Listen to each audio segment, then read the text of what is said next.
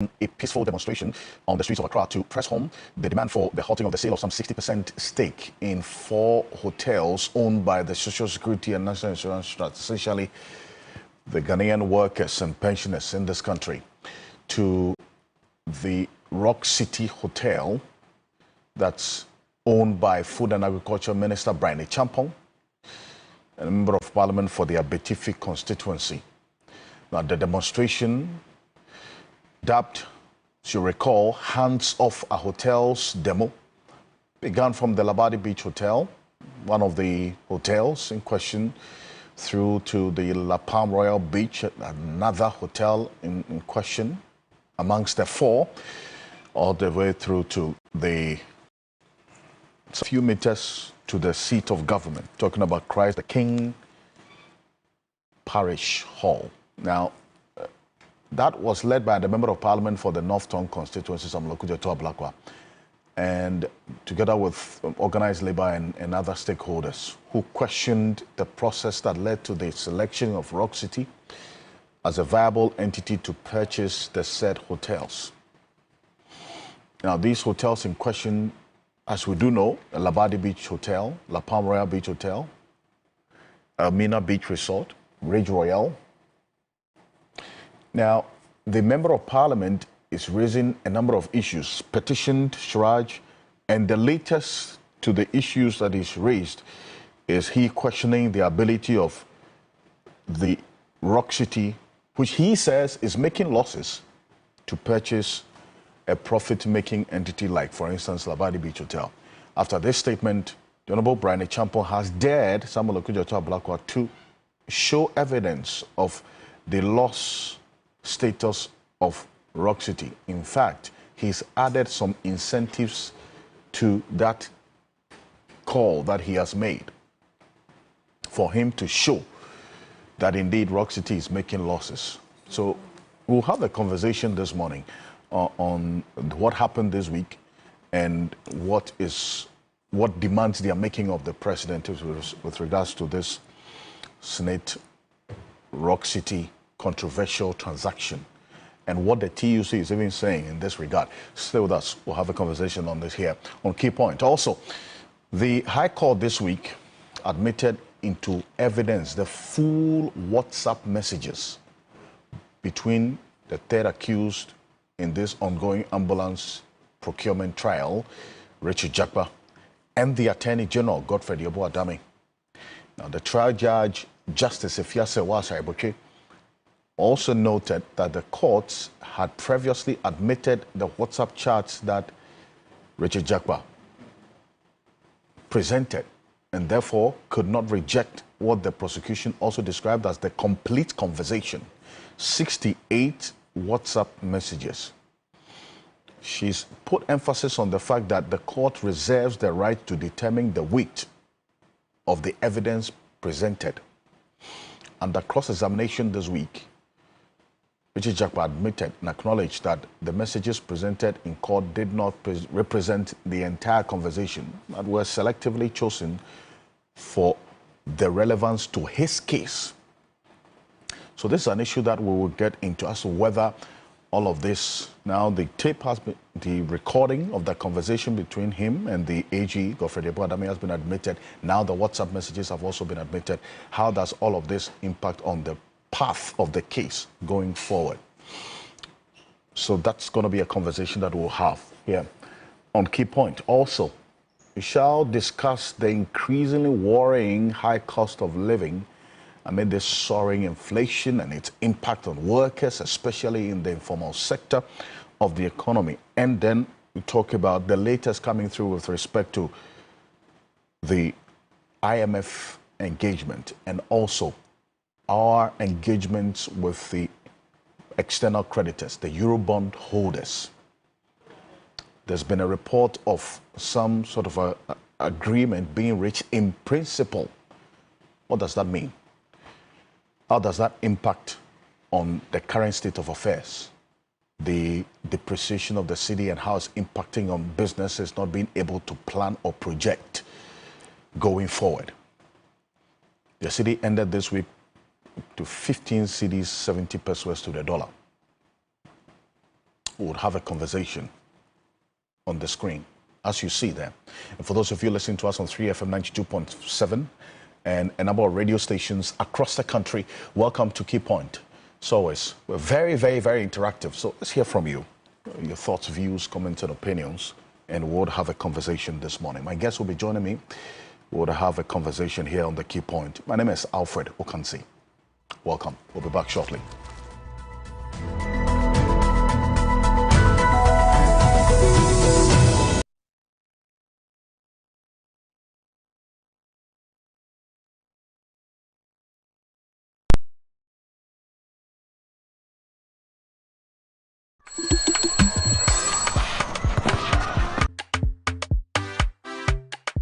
Good afternoon, Auntie. After, darling. One chilled bottle of Nero Orange, please. You want cola, orange, lemon, vino, Nero. Wow. Cola, orange, lemon, vino. I'm gonna feel it cool, it refresh your body.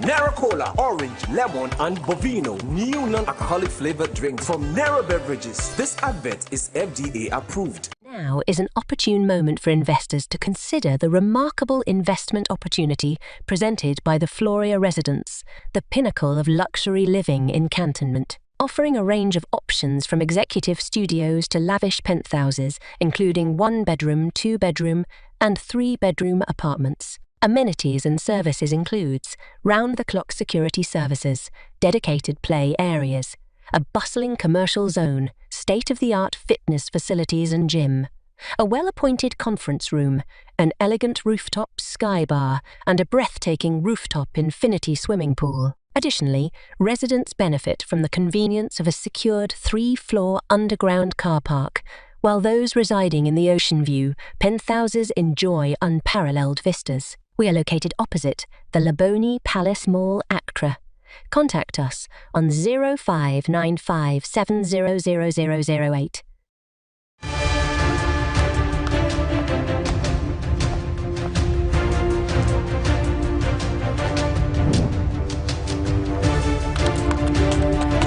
This is the show that brings finality to all the critical issues. It is the stage where all the facts are checked, issues thoroughly interrogated, opinions shaped, and debates settled. But over here, we do more than just talk. We resolve problems. We hold those in power accountable.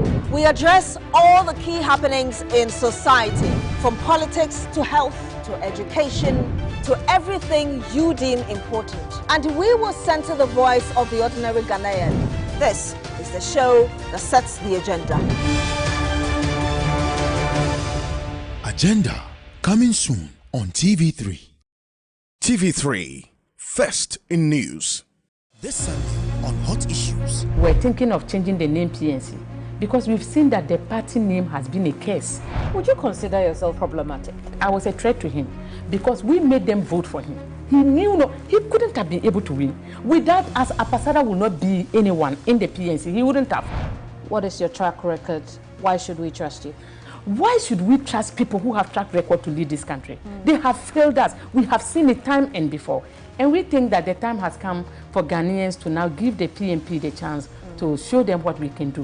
What kind of presidential candidate will the party be presenting to the Ghanaian people? Somebody who is trustworthy, someone who is transparent, someone who knows the challenges Ghanaians are facing. Hot Issues shows Sundays at 2 p.m. on TV3. TV3, first in news. This season, Ghana's Strongest is back with a powerful twist. This is the Duo Edition.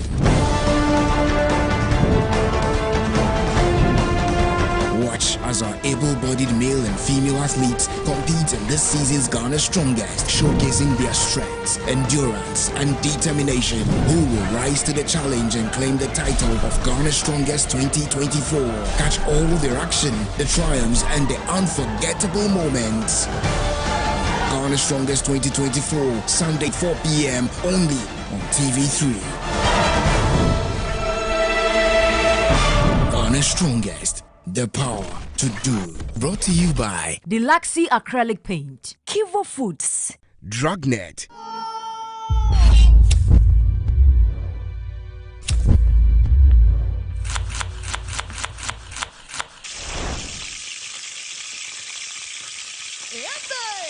Tell me what you're cooking. The alumni battle is back. Get ready for the culinary showdown like no other. Kitchen Wars Season 3. Experience the heat of the kitchen wars as alumni put their skills to the test and showcase their passion for cooking. Who will go head to head in the ultimate cooking showdown to fight for culinary supremacy, and whose artistry of gourmet cuisine will impress the judges. Don't miss Kitchen Wars Season 3, where flavors clash and only the best reign supreme. Interested schools should send their details to WhatsApp number 0561-913333 to register. Kitchen Wars, your school fit cook. Kitchen Wars, coming soon on TV3.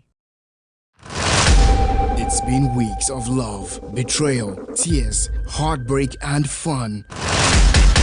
Join us for the most exhilarating love reality show on TV3, Perfect Match Extra Season 2, as our three incredible couples battle it out for the ultimate prize. Tessie and Martin, a dynamic duo with a love story that will captivate your heart. Jason and Darling, a power couple whose chemistry is undeniable.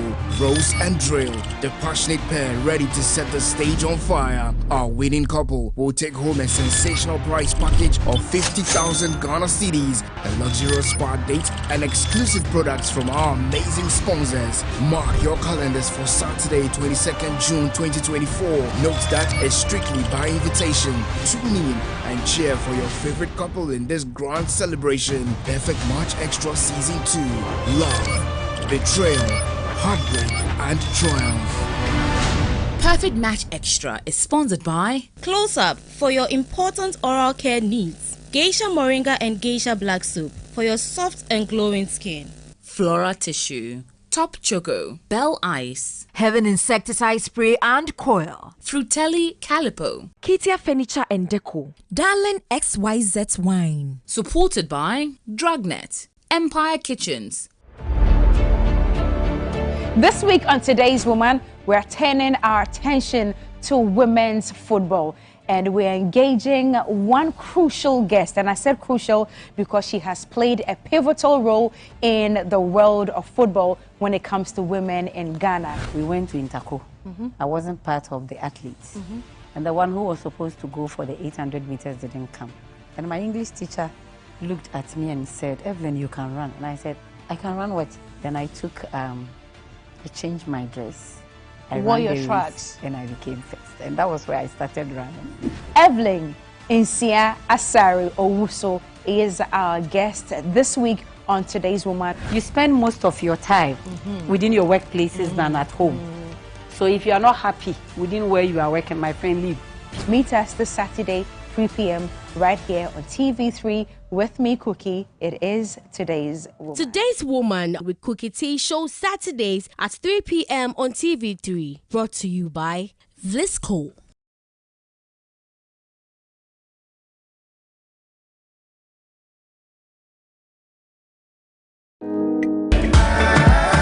Hello, beautiful people. My name is Mavis Kunedu, a champion, a contender to set the Guinness Book of Record, the longest cooking lessons by an individual. Watch me this Saturday on Ladies Circle. We've seen a lot of them, solicit for help and support and all of these things. But after, we don't hear anything from them. Per the guidelines and the rules they sent, we've taken our time to ask questions on every single rule and guideline. You don't want to be caught out at all. What are some of the food items that you're going to be teaching the patrons there how to cook? Since we are Ghanaians, I think we are starting with the Ghanaian delicacy. I came with even Kwen Kwen. Kwen Kwen. Stay flexible and adaptable. Have you ever given up on a goal and later regretted it? Yes. For sure. The Ladies Circle shows this Saturday at 6 p.m. on TV3. Brought to you by Yaz Sanitary Pad, MTN, Yaz Toothpaste and Brushes, Alive Soap, Woodin. It's been weeks of love, betrayal, tears, heartbreak, and fun. Join us for the most exhilarating love reality show on TV3, Perfect Match Extra Season 2, as our three incredible couples battle it out for the ultimate prize. Tessie and Martin, a dynamic duo with a love story that will captivate your heart. Jason and Darling, a power couple whose chemistry is undeniable. Rose and Drill, the passionate pair ready to set the stage on fire. Our winning couple will take home a sensational prize package of 50,000 Ghana cedis, a luxurious spa date, and exclusive products from our amazing sponsors. Mark your calendars for Saturday, 22nd June 2024. Note that it's strictly by invitation. Tune in and cheer for your favorite couple in this grand celebration. Perfect Match Extra Season 2. Love, betrayal, heartbreak, and triumph. Perfect Match Extra is sponsored by Close Up for your important oral care needs. Geisha Moringa and Geisha Black Soup for your soft and glowing skin. Flora Tissue, Top Choco, Bell Ice, Heaven Insecticide Spray and Coil, Frutelli Calipo, Kitia Furniture and Deco, Darling XYZ Wine. Supported by Dragnet, Empire Kitchens,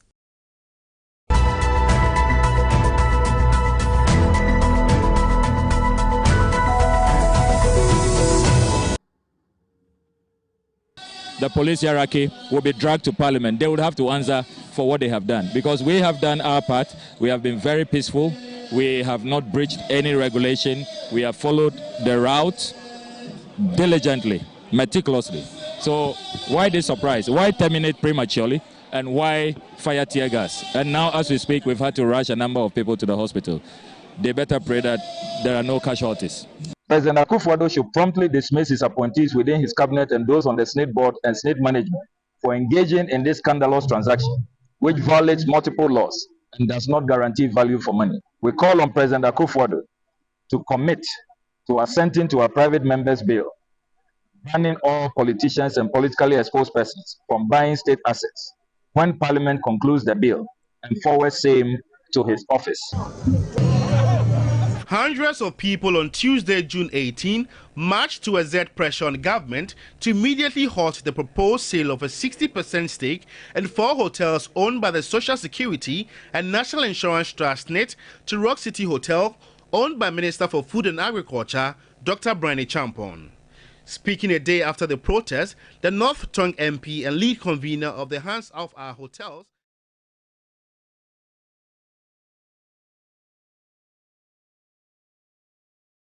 well, welcome back to Key Point here on TV3. We're live on TV3 Ghana on Facebook and DSTV channel 279 all across the world on 3news.com. We're also live on a number of radio stations across the country and also very interactive on X.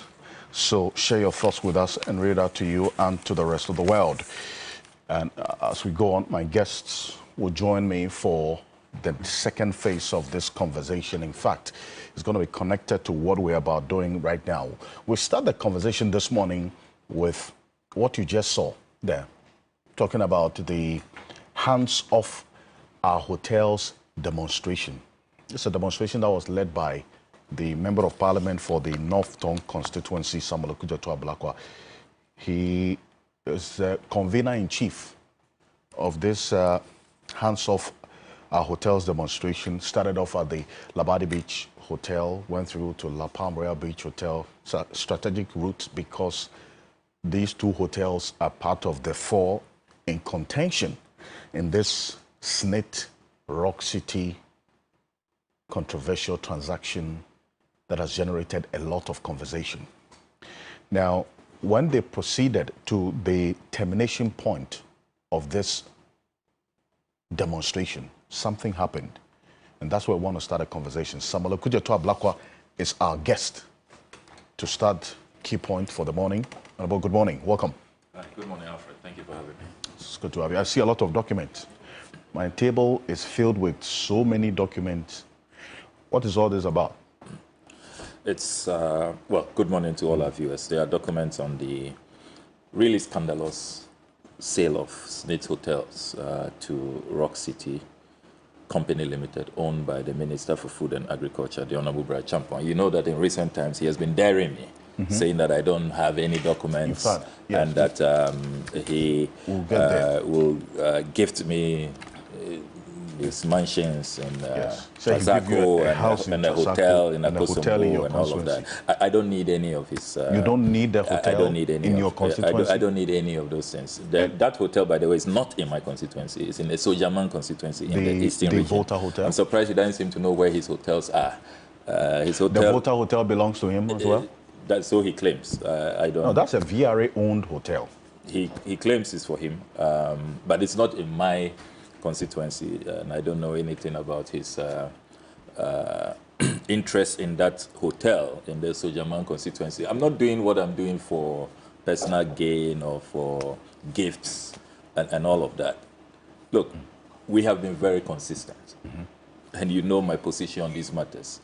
16 years ago, I went to the Supreme Court when I discovered that the Honorable Jacob Echebilampi was purchasing his bungalow. I have always maintained that public officials should stay away from the sale of state assets. They should not participate in the purchase. It is a principled position. And anytime I intercept documents, I discover that public officials who have state assets entrusted under their care and tell all of us that these state assets are not good for the rest of us. They say they are making losses. These state assets are not great. They don't meet our expectations and are a drain on the state. It always beats my imagination that it's not good for the rest of us, but it's good for a few politicians who then turn around to buy it. So it's a principled position that I have always maintained, that public officials should stay away. And if you read our constitution carefully, the framers of our constitution were concerned about conflict of interest matters. That is why in various articles under the constitution, if you look at 284 of our constitution, public officials should not position themselves in ways that their private interest conflicts with their public interest. And it says directly or indirectly, sometimes even the perception of it. And if you read the locus classicus on this matter, the Anane ruling from Shraj, is very clear. The perception, directly, indirectly. Then you go to other articles in the Constitution, which provide certain safeguards. That if you are a public officer, you are a member of parliament, you are a minister of state, and you want to hold an office of profit, you want to engage in transactions of this nature, you need the permission of the speaker. You must go through a certain strict process where you meet the committee of members holding office of profit, which is one of the very serious committees in parliament, chaired by the second deputy speaker. Now, this committee will assess your business interest, the transaction you are going to engage in, whether you will not be in a conflict of interest situation. The speaker will also assess the work of the committee, the recommendation of the committee, and then you are given a certificate from the speaker. So it tells you that the Constitution knew that, the framers of the Constitution knew that people could come into public office and take advantage of public office to, as it were, engage in such transactions which undermine the progress of our country, which gives them an advantage over other citizens who are not in government. So a clear case of insider dealing and all of that. And don't forget that in this instance, if you look at all of these constitutional provisions, the Honorable Brad Champon is in breach of them. Remember that credible checks, formal checks from Parliament's committee on members holding office of profit revealed that he did not go through the rigor. He didn't go through the process, and that argument he has made, and he has not obtained a certificate from the speaker. So because he says he's not directly involved in managing the affairs of the hotel. He is not involved in the day-to-day management of the hotel. So he has answered that question in the first phase of this whole thing that you are on, is it not? So it is not about a certain post facto rationalization, an attempt to be evasive. If you look at the facts, the facts are clear that he is one of 2 directors. He's a sole shareholder. He's a sole beneficial owner. As a non-executive director. He is one of 2 directors. He is the sole beneficial owner. He is the sole shareholder. He has not disputed that. And if you look at all the developments so far, I have consistently read letters, protests about his own engagements, leading assessment teams to carry out due diligence at these hotels. And I've constantly read the letter from the Dinner Traditional Council when they met him on one of such rounds, assessing the Elmina Beach Resort. And Nana Kojo Kondia, the says, the Mahin of the Dinner Traditional area, writing to the Chief of Staff to protest that, look, you people are about to sell this hotel. We have noticed that Donald Branchapon is actively leading the process, assessing these hotels. You have not engaged us as chiefs, as landowners who gave you the land. In fact, it's on that point that I want to hold you on, because the likes of the former chair of the NPP, Freddy Blay, who has been talking to you directly about some of the things you've been saying about his son and his involvement in the beachfront of Labadi Beach Hotel, is saying that, look, it's surprising to him that we expect SNIT to go and be engaging the chiefs of an area before a decision to sell its stake in a hotel is made, because in his view, he doesn't see why that should happen, right? So hold on, let's take a listen to Freddy Blay in that interview with my colleague Beatrice Edu about this point that you just made, and this whole sale of this stake of SNIT in some 4 hotels to Brian Champon's Rock City. Take a look. You said Labour, you've given, SNIT decided to get involved with hotel management and purchase La Palm and all others and all invested in it. I don't believe they want to consult TUC before they did that. You don't think it was right for them to do so? I'm surprised you are asking this question.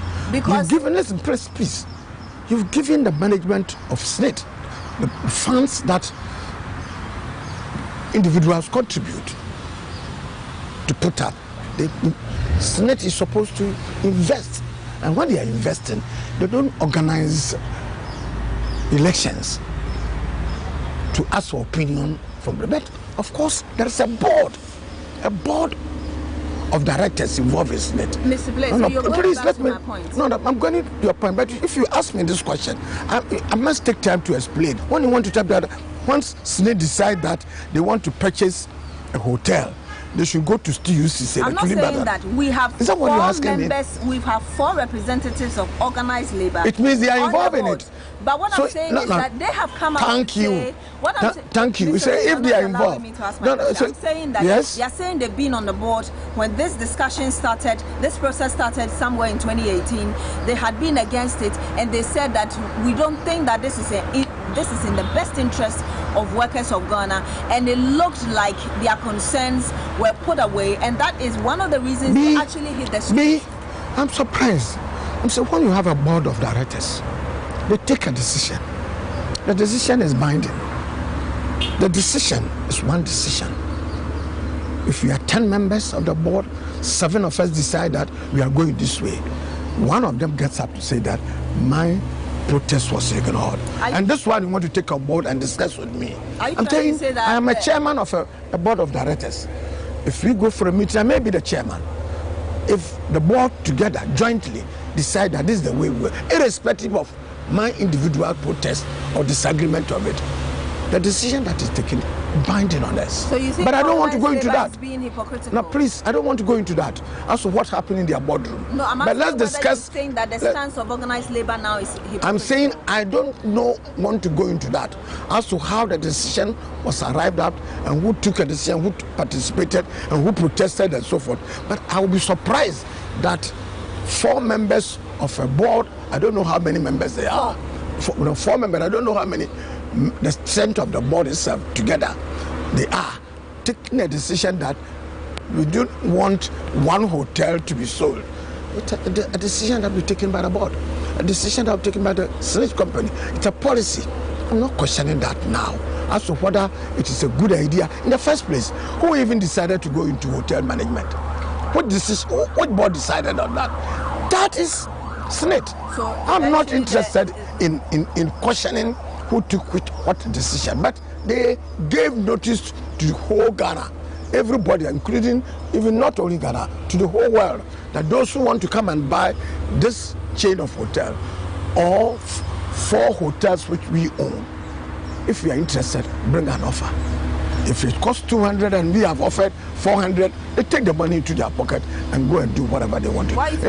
If I give 200 or I give 100 and they think it's a very good thing, it's in the best interest of SNET and the hotel that they want to dispose of, so be it. I can't question the decision of SNET because government appointed members of the board. I don't have any problem with that. If they decide that as a policy, indeed, I'm not too sure when they even decided on that. Some tell me that they decided to dispose of it as far back as 2015, 2016, to dispose of it. That is it. The time when NDC was in power, and it has continued. The process is being gone through. But today, some people stand out of it and now try to question that this is one hotel which is making profit. So you can dispose of 4 and leave 1. It's not a business sense. People don't even understand. So organized labor is wrong, in your opinion?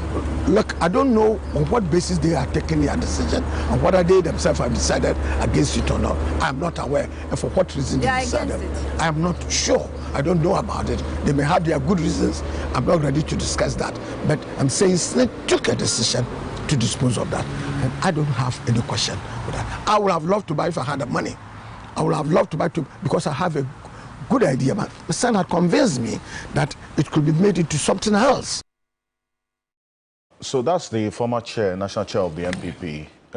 He's the current board chair of GMPC, correct? Freddy Blay. Now he says he actually would have bought these hotels that you are opposing the sale. If he had the money, he would have bought it. And in fact, a decision like this, it has to be taken also on the basis of profitability or otherwise and good management and so on. They don't necessarily need to even consult the chiefs and people. Did this process to sell off the stakes of SNET in these hotels start in 2015 and 2016 when you were in power, as he stated?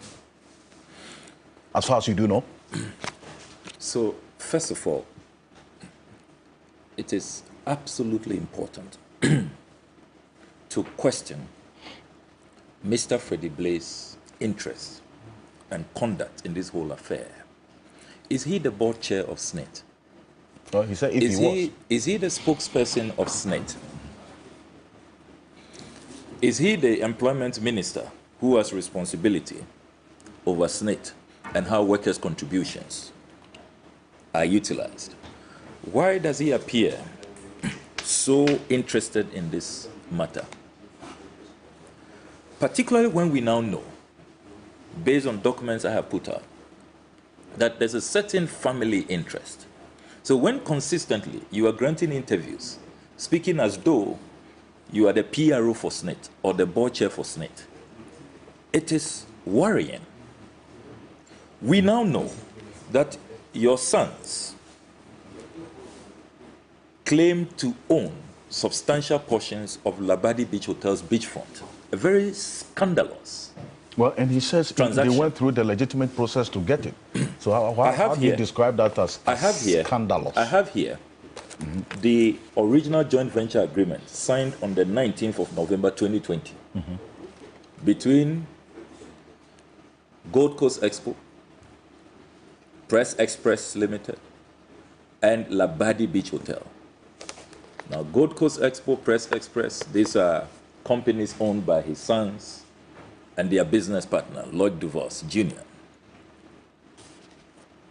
They themselves admit that that beachfront belongs to Labadi Beach Hotel and started by engaging Labadi Beach Hotel, signing a joint venture agreement the circumstances leading to how they jettisoned this joint venture agreement, claim to have gone to see some people in the La Traditional Council, and we've seen statements from members of the La Traditional Council claiming that they don't know about that transaction, and how they became owners. And don't forget, this led to an internal inquiry within the board of Labadi Beach Hotel, leading to the dismissal of the then managing director of Labadi Beach Hotel. When was this? Renee Vincent Ernst. Sometime in 2021, thereabout. I see. Now, this situation has led to full-blown litigation in court, where Lloyd DeVos, their business partner, say that he has been cheated out. They have ostracized him. He came up with the idea, made investments, and yet cannot have returns. And he's spilling the beans, revealing a lot in court. And court documents, as you know, are public documents. So when we have this situation, and also we now know, only a few days ago, I published the ownership details of one of the 6 companies that SNIT shortlisted for the purchase of these hotels. And that company is known as Sparta Knives. Sparta Knives is owned by Mr. Freddy Blay's son. And by SNIT's own... Sparta Knives? Yes, Sparta Knives. So you see that after they use all kinds of controversial circumstances to annex the beachfront of Labadi Beach Hotel, which you say is under contention now. Yes. It's a subject of a court litigation. Yes, of a full-blown court litigation. Okay. Now, they then went further to... So when he says that if he had his way, why is he not disclosing? When you've decided to speak to these matters, do full disclosure. We say if he has Be money, sincere. if he has money, he will... Why did he not tell the Ghanaian public that his son actually put in a bid actively? He put in a bid to what? To buy the hotel. The stakes. According to SNIT, actually, they actually came second in the bid. Sparta Knives, yes. So why is he talking as if they didn't actively participate in the tender and put up a spirited effort to own these hotels? They did. You are saying you have documents? I have, yes. Sparta Knives is owned by his son? By you his have son. Those documents? Yes, I have published those articles of incorporation. They are here. So Sparta Knives, owned by Kwawasmao Blay, put in a spirited bid. So we all see what is happening. You know, they claim that these hotels are not good for the rest of us. They are not making profits. They are not a worthwhile investment. And yet, actively, they want to own it. So why are they not doing full disclosure? Why are they not declaring their interests? You know, and speaking as though, you know, they are not doing what they are actively doing behind the scenes. Now, I must also make the point very forcefully that the claim he makes, and that is always what they do to try to just equalize needlessly when there is no basis for that. I hold in my hands SNIT's own 19th May 2024 press statement. SNIT says that this process started on the 14th of November 2018. This decision to sell 6 hotels originally by SNIT was a decision that they took under this administration. It is not a process that started under the NDC. 2015, 2016, he says? Total falsehood. Total falsehood. He hasn't read the 19th May statement by SNIT. You should have a copy. It was well published. Absolutely false. It is a 2018 decision by SNIT, a decision that began and must be fully owned. Why are they not proud of the decision they are taking? Why are they trying to go back into history, 2014, 2015? If indeed there is nothing wrong with this decision as he tries to pontificate, if it is a great decision, it's good for Ghana, why are you looking for equalization? Why don't you want to own your decisions?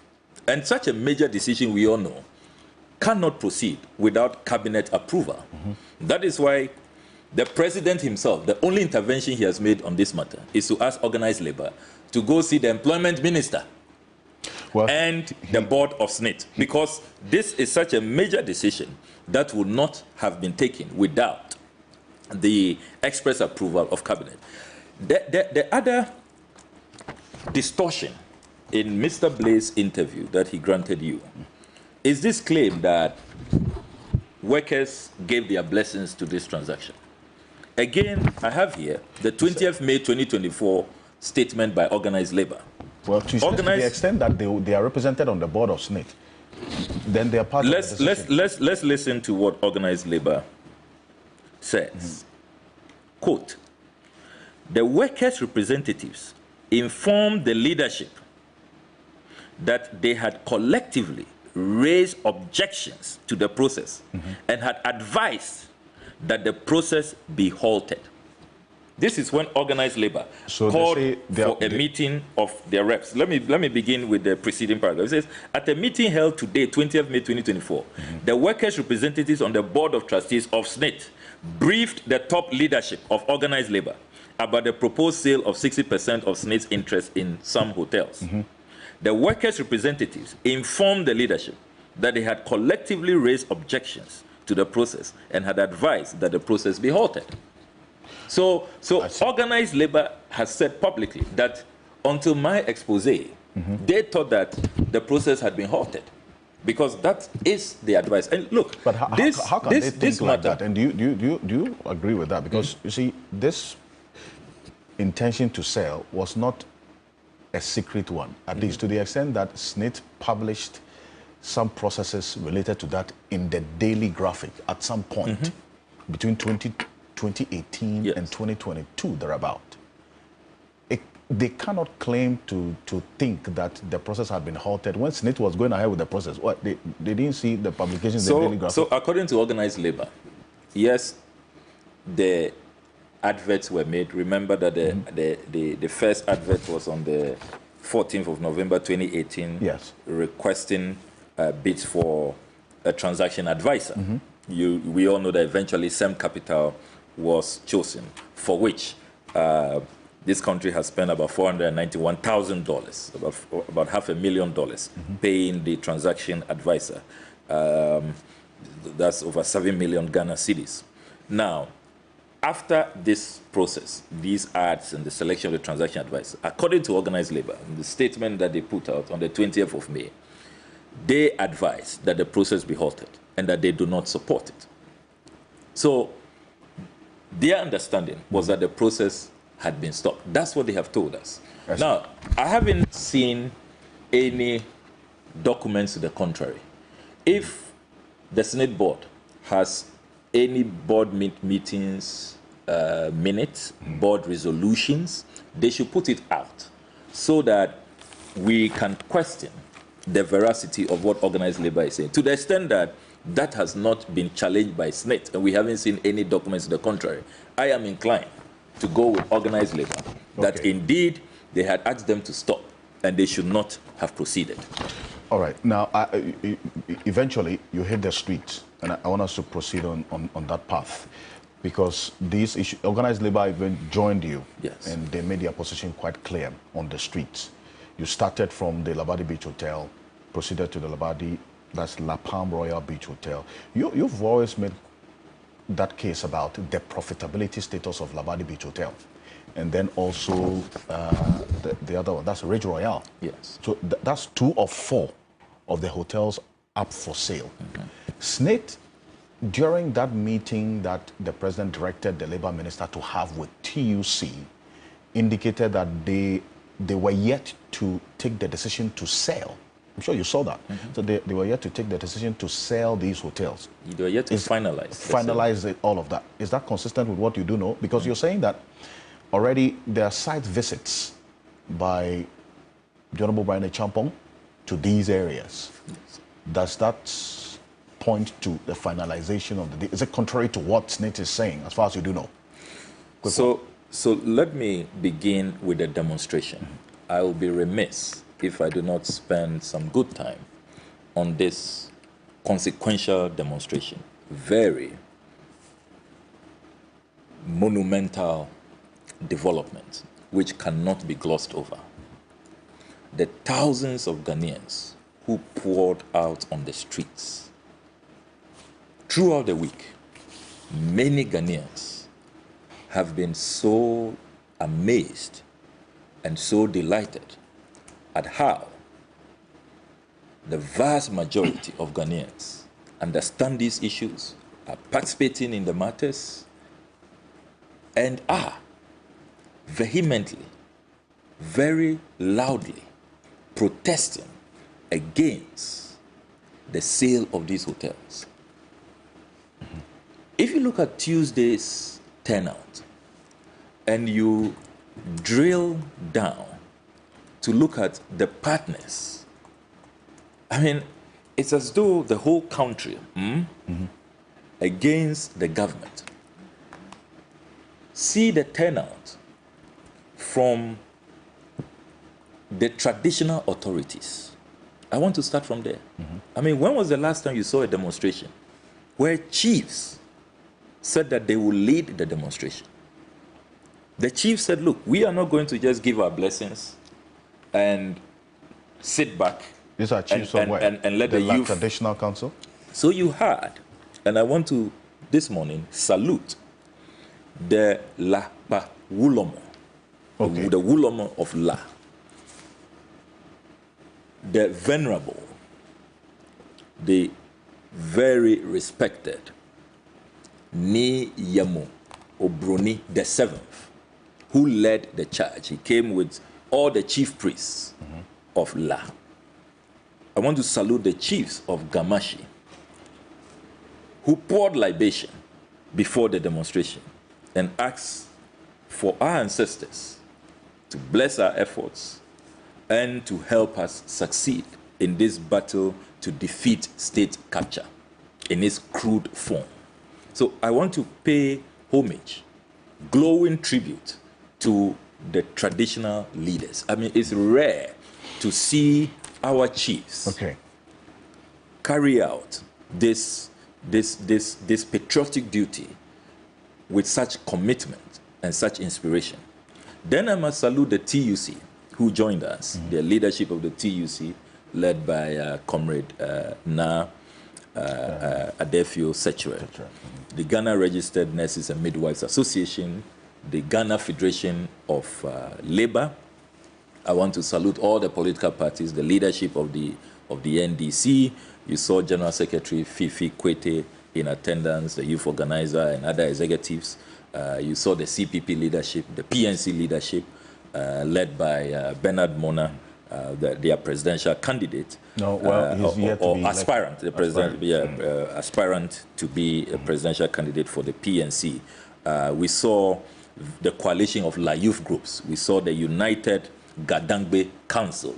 All of these groups who joined us. And you in the media did a fantastic job with your coverage, particularly Media General, TV3. Your coverage from all of what we have heard after the demonstration was quite unparalleled.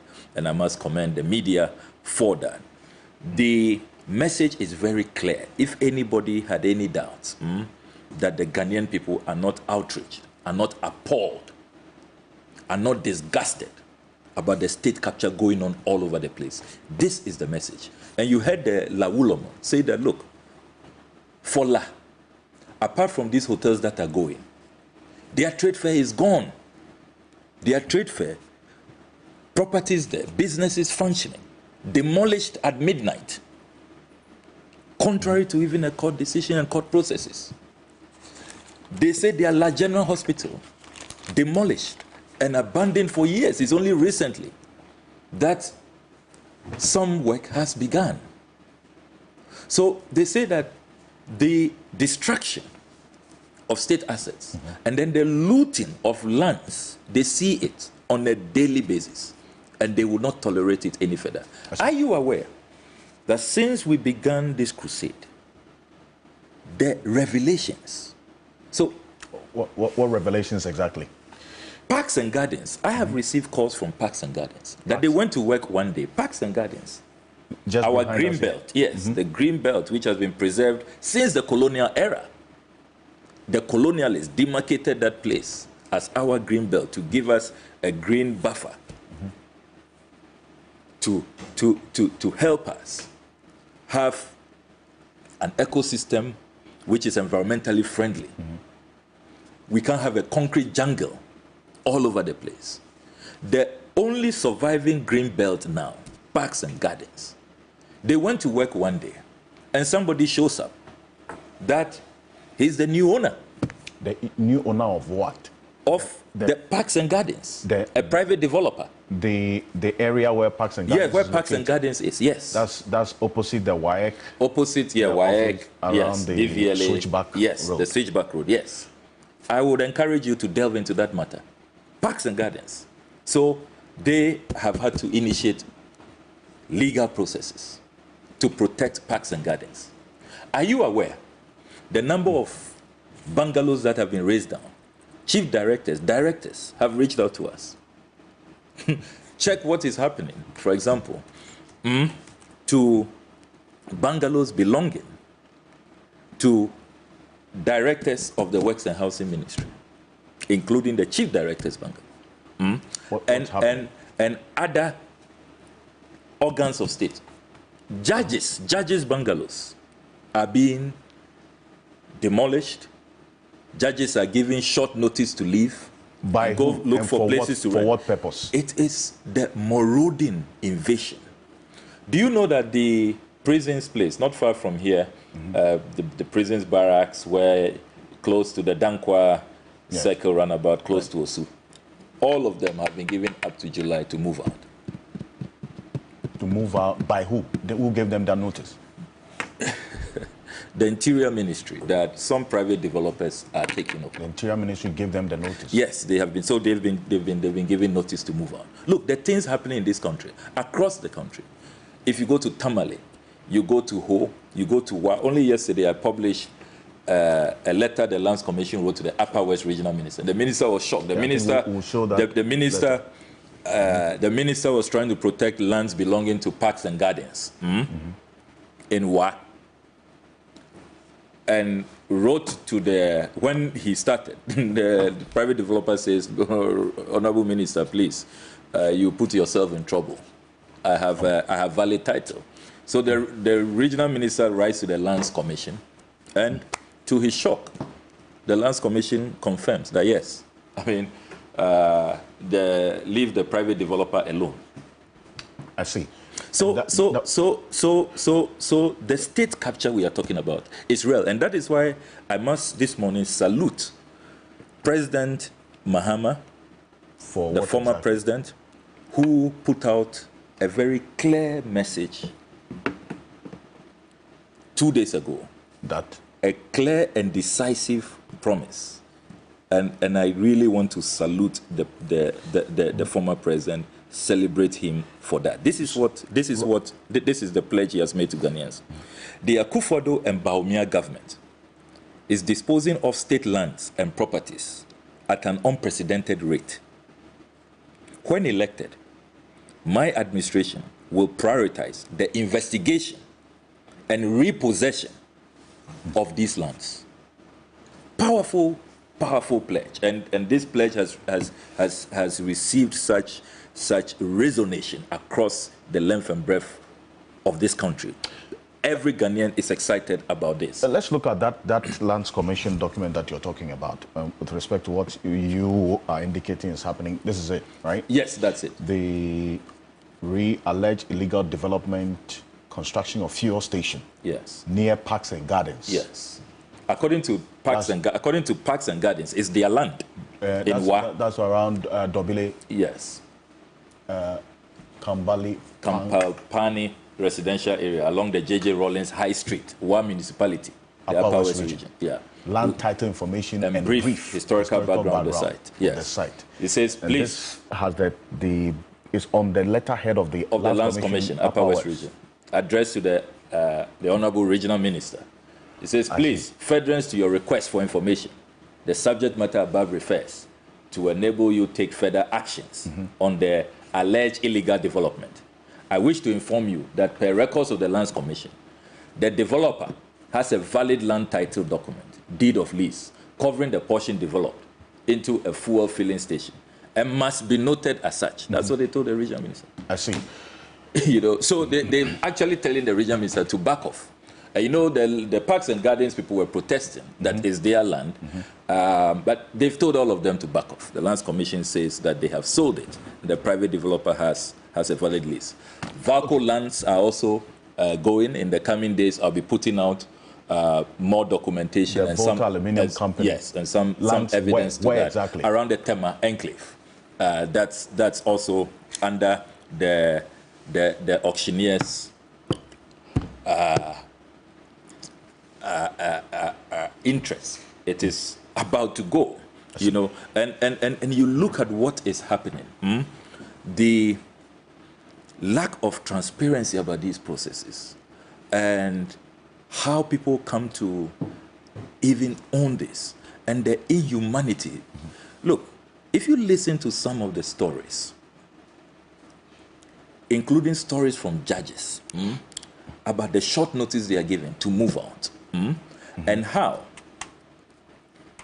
some of these judges, these public servants are told that you have 2 weeks, go look for a place to rent, and then we'll give you some money for your rent. But you see, even the colonialists who we accuse of being, this is different buccaneers, plunderers, and all of that. The judges' bungalows are demolished. Yes, different from the demolition of the National Cathedral. Okay. So you have a situation where now, have you been to even rich doctors are also complaining the bungalows they used to have in the past and all of that are all gone. So all these strategic bungalows, so that you can be close to hospitals where you work, you can be close to ministries where you work and all of that.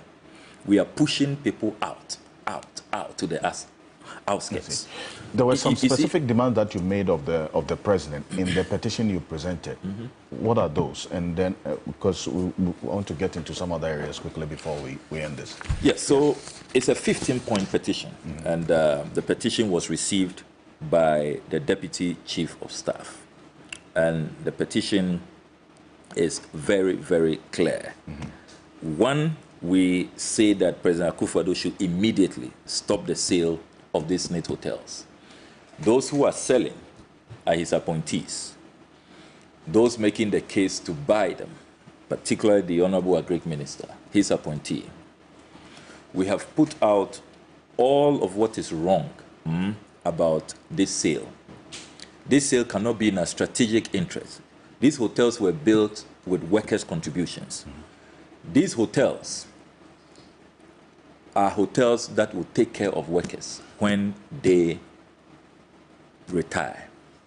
We are saying that if you look at the Labadi model, it tells you that even for the hotels that are struggling now, they used to be profitable in the past, they're struggling now, it is a management issue. Instead of selling, change the management. Stop appointing people, political apparatchiks from the Jubilee House. Allow the state board, good corporate governance, they should do a professional hiring process. And let's stop these square pegs in round holes just because of political patronage. And get the right management for these hotels, and you will see the results. The Labadi example has proven that it works. Selling cannot be the option. We have also said that, look, historically, since 1966, this selling of state assets have not been beneficial to Ghana. We lost out on the Industrial Revolution when we sold all these Nkrumah factories and industries and all of that. They just became private assets. They don't help the nation in any way. So these sales must stop. We are also demanding that the president commits that our private members' bill. Recently, the president has gained notoriety of refusing to sign private members' bills from Parliament. He doesn't want to assent to them. And we know the current standoff over the anti-LGBTQ private members bill. And you're saying you are working around the clock to introduce that private members bill? Yes, a private members bill that too. So people are taking advantage of certain gray areas, even though the Constitution talks about conflict of interest and has put in place mechanisms, go through a committee, members holding profit, get a permission from the speaker and all of that. People are refusing to do these things and are virtually taking advantage of certain gaps. So we are saying that we are working on a comprehensive piece of legislation, and when Parliament passes this piece of legislation, we want the President to commit that he will assent to it. So that we will this legislation will do what? What exactly will be the intent? This legislation will ban, it will debar politicians and politically exposed persons from buying state assets. We think it is abhorrent, it is abominable, it is despicable, it's deplorable, it's disgusting. We don't think that this must continue. And that is our long-term solution. And is this going to be introduced in the life of this 8th Parliament? Yes, in this 8th Parliament. This 8th Parliament. In this 8th Parliament. We are determined to do that in this 8th Parliament. I see. We have also served notice after the demonstration that following calls we are receiving, we are receiving an avalanche of calls from the central region, the chiefs and people of the central region, who say that they also do not want to lose their 2 hotels, Elmina and Ridge Royal. And so they will want part 2 of this mammoth demonstration to be staged. And they are actually threatening that they will beat Accra to it. So we have said that if we don't hear from the President in the next few days on this petition, he taking action. Look, who hasn't spoken against this deal? From civil society, organized labor, those in academia, the various political parties, the workers themselves, everybody is outraged about this transaction. This transaction which look, when you even scrutinize it, you know that a few days ago, the Honorable Brad Champon dared me. Yeah, so that's why I want to end it. But before that, so after this demonstration, then what next? I want this response to Brad Champon. Yes, so after this demonstration, we expect the President to act on our petition. You expect him to act? Yes. Okay, if he doesn't? And act by aborting this obnoxious transaction. He must cancel it immediately. He must dissolve the Senate board. We want the Senate board dissolved.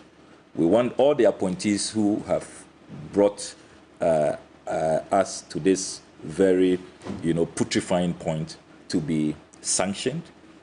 We've made these demands. And we have also said that this encroachment, which Labadi Beach Hotel has become helpless, because it's making them lose revenue, the nuisance, the noise, and all of that. He should intervene, because the board say they are helpless. He should intervene and get the Blay family out of the beachfront of Labadi Beach Hotel, and make sure that these state assets are left for the Ghanaian people. It's a simple message. Stop the state capture. If these state assets are good for the Honorable Brian Champon, if they are good for the Blay brothers, they can be good for all Ghanaians. I mean, that nothing can be clearer than this. Right. So that you expect the President to act in the coming days, and then that would, if not, then it will inform your next decision. But there was a direct call to you. In fact, the Honorable Brian Champon dared you. If you're saying that the Rock City is making losses. Yes, it's a loss making. There is any institution that has to buy the other, it is Labadi Beach buying Rock City, not the other way around. Absolutely. He spoke to my colleague Nanaya Brifo in Parliament, dared you that if you have documents to show that Rock City is making losses, you should come and show it.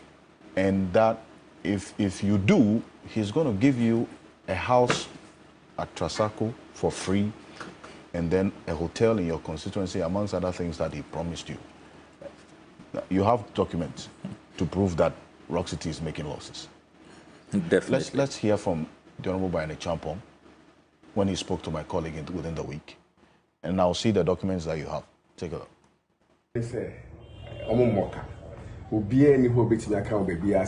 You are not making losses. Yes. Rock City is not making losses. There is no one anywhere who can say that Rock City is making losses. I saw Okucheto and Samijemfi in the studio exaggerating. He was exaggerating that Rock City is making losses and that he has intercepted documents from GRA.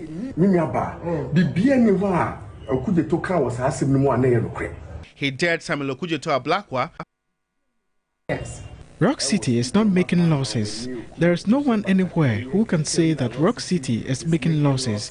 I saw Okudzeto and Samijemfi in the studio exaggerating. He was exaggerating that Rock City is making losses and that he has intercepted documents from GRA. Oh, so that's it. So that's, you were exaggerating on TV and so on.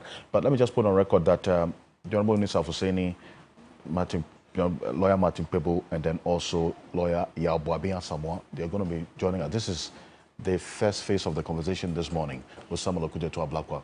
And then my guests will join me. In fact, they are here and listening to the conversation already. So what documents do you have to prove that Rock City is making losses? So, first of all, in that interview, the Honorable Brian Champon categorically stated that I have intercepted nothing, that I do not have any documents at all. I do not have access to his filings at GRA. Yes. He spent substantial time doubting and actually claiming that there are no documents in my possession and that I have intercepted nothing. This morning, I can prove to the Honorable Brian Champon that he clearly didn't know what he was talking about. And if he has been following our work, the work we do in Parliament, carrying out our parliamentary oversight, he should have known that we don't speak to what we don't have. When we say we've intercepted documents, and what is really, if you look at the documents we have intercepted in the pursuit of our parliamentary oversight, even confidential cabinet memos we've intercepted. When Ken Ofori-Atta told the whole country, including the president, telling us that they are not using public funds to build a national cathedral, I intercepted documents from the finance ministry instructing the controller and accountant general to release funds for payment to contractors that had not even gone through the procurement process. We now know that secretly, on the blind side of Parliament, without parliamentary approval, a whopping $58.1 million was illegally released to these dubious elements who have engaged in the biggest financial loss in the history of our country and created the world's most expensive pit. You remember recently the AFCON budget, which government was treating like some nuclear code. They will not release it. Sports journalists, everybody, Parliament, who were asking them, we want to see that document. I intercepted it. So why would the Honorable Brian Champon think that I don't have these documents? So I am going to be generous. I'll give you a copy of the intercepted filings at the GRA. And this is the taxpayer ledger. All the records of his taxpayer ledger at Rock City Hotel. The tin Ghana card is there provided. I don't want to read it to the general public. The tax office is in Koko TSC, as you can see. And the taxes, even though he started operations in 2019, his filed taxes only from 2021 to 2024. But even that, there are potholes, and I'll come to that. So 2021, if you come with me to 2021, you look at the markings. Yeah, 2021. Not me saying. They went to the GRA. If you look at what is at page 1, and said that 2021, per their assessment, they will make losses. They will not make any profit. You see the 12th March 2021. Yeah, see. You see that process returns. Yes, for 2021. process returns for 2021. Reference number C 006446833 R001 YRS 2021. Those process returns 00, no profits. So then 2 years after, 9th March 2023, they said that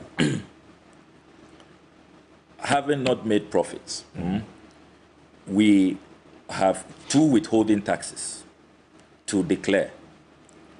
So do a debit adjustment. You see that 9th March 2023, a debit adjustment of just 20,782, 2021. So, yes. Yeah, you see that. 20,782. But for a business, obviously, if you would say they didn't make profit in 2021, that does not translate into they declaring losses. But they didn't make profit. They didn't make profits. So there's a decision between the two. Yes, Okay. I've made that point. So no profits 2021. Then you come to 2022. Now 2022 is exceedingly interesting. Okay. If you look at the tax records at the GRA, you observe that for the whole of 2022, there were no filings at all. They didn't file their tax returns in 2022. No filings at all. Then, after this expose, and I went to Shraj on the 17th of May, I filed this Shraj complaint on the 17th of May. Days after, they rushed to GRA. So if you check the entry number 3. Yes. They rushed to GRA on the 23rd of May 2024, 2 years later. That's process returns for 2022. Yes. 11,299.83 CDs. That's what you're talking about? Yes. So they rushed to GRA on the 23rd of May 2024, 2 years after. But 2022, I mean, by the rules, a company should have filed tax returns by June 2023. By April, really, by April. But you can apply to the Commissioner General for some extension. But the Commissioner General must give you. So if they filed for 2022, but that was not done. None of that was done. They filed for 2022 on the 23rd of May 2024. That is why your document they should have paid penalties, right? Yes, and they did. So they paid penalties if you come to, very brilliant question. So you come to entry number 5. Okay, that's 4,390. Yes, on that 23rd of May, for failing to do that for 2 years. It was only after my expose that they rushed there. And even if you notice from the document, they went there twice. First, went there to say that we have no profits to declare. Then went back to change it the same day, 23rd May, if you look at entry number 4, to say that, okay, we can declare some 383,000. So it's very bizarre. But did they have a tax clearance certificate? Brilliant question. Brilliant question. Brilliant question. So this has opened a can of worms. If he didn't dare us. So if you look at the timelines that SNIT published on the 19th of May 2024, SNIT says that after they had selected a transaction advisor, they then advertised 3rd February 2022, Ghanaian time, 7th February 2022, in The Economist and others, to commence the tender for the hotels, the companies who want to buy the SNIT hotels. And that point 8 of the media release, a total of 9 companies responded to the advertisements by submitting proposals on the 23rd of March, 2022. Deadline. 6 out of the 9 were then shortlisted and issued with request for proposal, RFP documents. So you see that by the time they were participating in this tender, they have not filed their taxes. So it means that they didn't have a tax clearance certificate. And it is... Maybe that's what the GRA to even tell us about. And you know, under the procurement laws, for when you are tendering for government projects, I mean, it's so fundamental. Tax clearance certificate, SNIT clearance certificate. All of us who have been in the ministry, who have read these procurement reports, when they present them to you, companies are disqualified immediately once you don't have a tax clearance certificate. Now, if he claims that he presented the 2021 tax clearance certificate, he couldn't have had it, because if you come back to the 2021 document, 2021, again, he did not comply. He went back 2 years later, 9th March 2023, attempting to comply with filing his returns 2 years later. And this is the company that we are told is coming to teach these hotels best corporate management practices, how to do a better job and be efficient and all of that. Really, really strange. Then you come to the 2023 filings also, and you see here that 0.5, 2023, no profits declared. And then you come to 2024, what has been done so far, 2024. And 31st March 2024, they were very, very,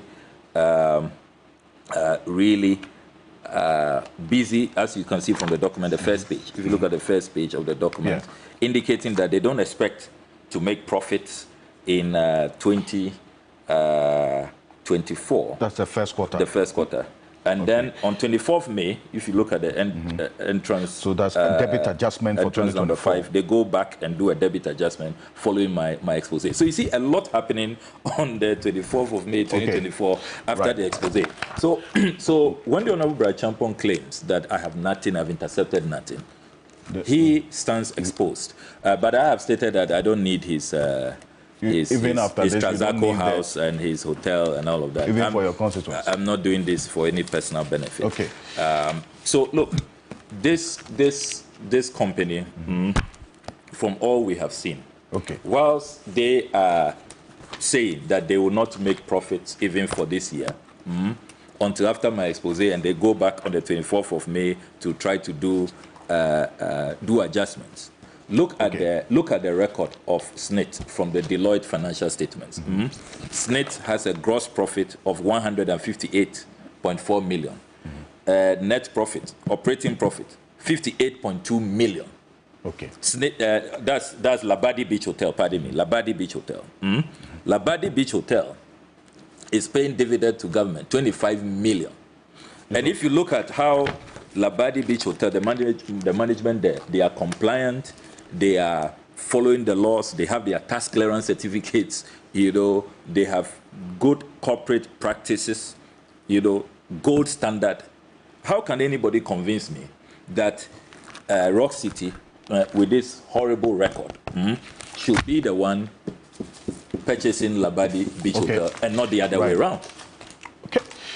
Someone to Ablakwa, thank you very much for coming, and as you indicated, this is a matter that's not ended as yet because no action has been taken to halt this transaction as far as we do know. So we will keep an eye on it as you also stay the steam on what... Organized Labour has informed me that the president has invited them to a meeting on the 25th. The 25th? Yes, so we are which is Tuesday. We are watching that space, which is Tuesday. We hope that it will not be another attempt to convince Organized Labour. Because look, I'm so disappointed in this president that he has taken so long to intervene in this scandalous matter and just stop this rot. I'm shocked. The president who told us that he will not entertain this, that people who want to engage in transactions of this nature should stay in the private sector. He's the one superintending over this mess, and he's watching on as his appointees offer all kinds of ridiculous explanations, throw challenges that they know when they are exposed, they will be embarrassed. I mean, won't the government stop this mess? Well, Samuel Ablakwa, thank you very much for coming out. I want to take a look at the Deputy Chief of Staff who received your petition, what he said, and then my guests who have been in studio for the past 1 hour listening to us would join us to have a conversation on the other issues.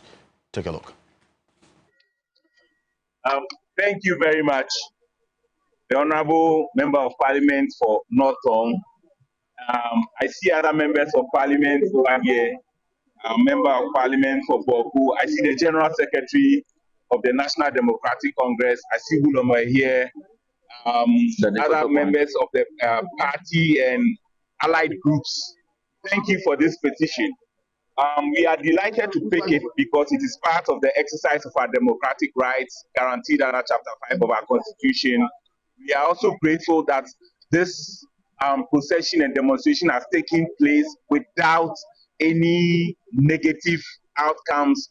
We are happy that the cooperation has gone on between the demonstrators and the police. we want to keep in the spirit of democracy. As you know, this year is an election year. We want to do everything in a clean, peaceful, and calm manner. So I've received this petition on behalf of the president. I'll submit same, and I can assure you that it will be looked into and the appropriate measures taking place as and when it is deemed fit and proper to do so. Thank you so very much.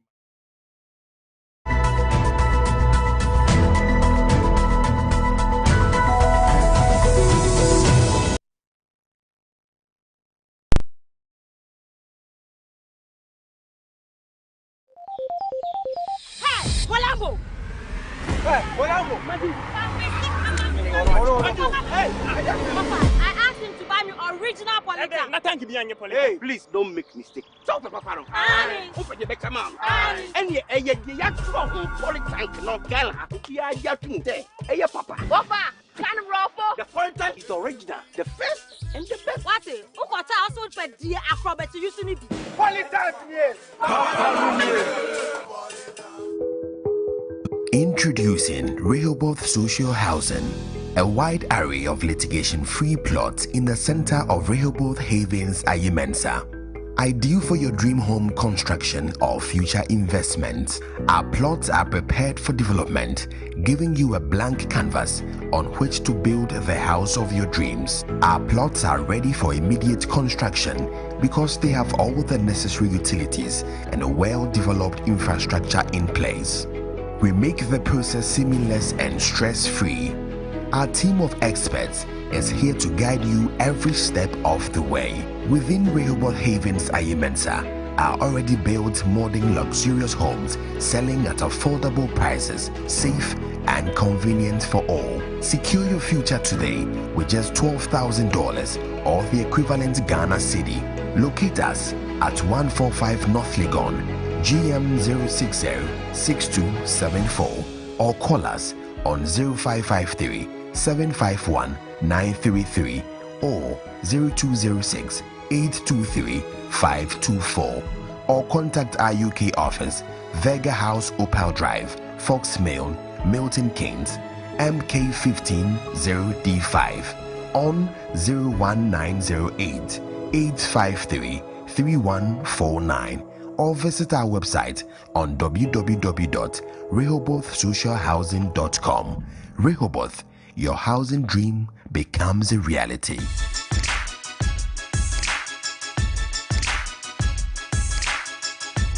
Your favorite programs on TV3 are switching times. Sports Station, which reviews the best sports action on Monday, is now at 5 p.m. And GPL Express eases you into the weekend at 2 p.m. on Saturday. So same shows, revamped, more analytical, but more engaging and better on TV3.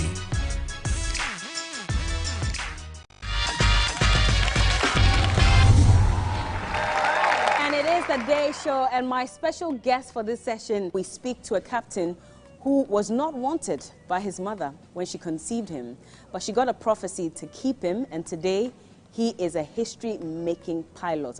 Smooth landing is not always the best landing. Oh my God. And when it rains heavily, we don't encourage or teach smooth landing. Yeah. We teach firm landing because the wheels or tires has to penetrate the water to get grips with the runway. Otherwise, the wheels will aquaplane and you might not get friction to stop the plane. He's also the first airline captain selected to fly the biggest passenger aircraft, Airbus 380 with Emirates Airlines to Ghana in 2018. I've lost. It's like I'm playing again. Day Show, Sundays at 3 p.m. on TV3.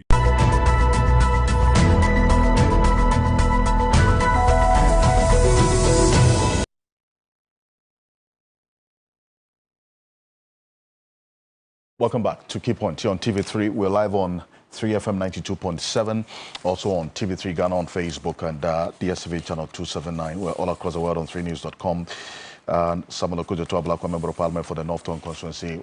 We had that extensive conversation with him, a number of the documents that I'm seeing as well. Now, number of messages have come through on this. We'll read them as we go on. But let me also welcome the Honorable Yao Boabenya Samoa, former Delta Member of Parliament. He's a private legal practitioner. He is a senior advisor to the leader of the Movement for Change. He was formerly with the MPP.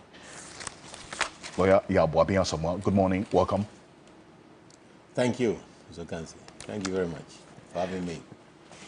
Also, private legal practitioner, a leader of one of three individual bondholder groups, and then the leader of the Macroeconomic the demonstration, Lawyer Martin Pebo. Good morning. Morning. Good. Mr. Ocansey. Yeah, good to be here. And let me quickly greet Gamanche again. As I said, so excited that Gamanche waded into the Sicilia Dapa matter. So we must salute him for that yeoman's job, because by asking that something be done, that he can't understand how one lady can have so much money under her bed. Gamanche is done well. Okay. Yes. This is Ni Takiteria, right? Yes, Gamanche. Thank you very much. And of course, in the past, you remember how Domahini also took on certain matters that helped. So Domahini too, we greet you this morning. Good morning. Great. Also joining us is a private legal practitioner as well, a former member of parliament as well. And then also, he's now a member of the committee for the constitutional... No, I'm not a member. In fact, you are not... No, I'm a member. You presented the... Yes, so I was just invited... To present the recommendations. The report. Okay. The report. The Honorable Inosa Alhaji Unusa Fuseni is also with us. Council, good morning. Welcome. Thank you. Great. I found some of those recommendations very interesting. Yes. To say the least. It's a conversation we would have. We I think it's important. Engender public discussion and debate on the recommendations. Absolutely. Now, you're putting a cap on the number of constituencies to be created, no matter how our population grows, and so on, say 277 and nothing more, and a few other things, which I thought was really interesting. To also develop the governance of this country. But you're not talking about the recommendation that the president must pay tax. The president must pay tax, yes. That's also one that I was wondering what went into the... What was the original constitutional... What was the consideration of the framers of the constitution when they put that clause in there that the president should not pay tax? Well, that's why has that consideration outlived its usefulness? Absolutely. Reason why we think that the president must... 30 years ago. 33, 34 years ago, we're not that, enlightened as a society.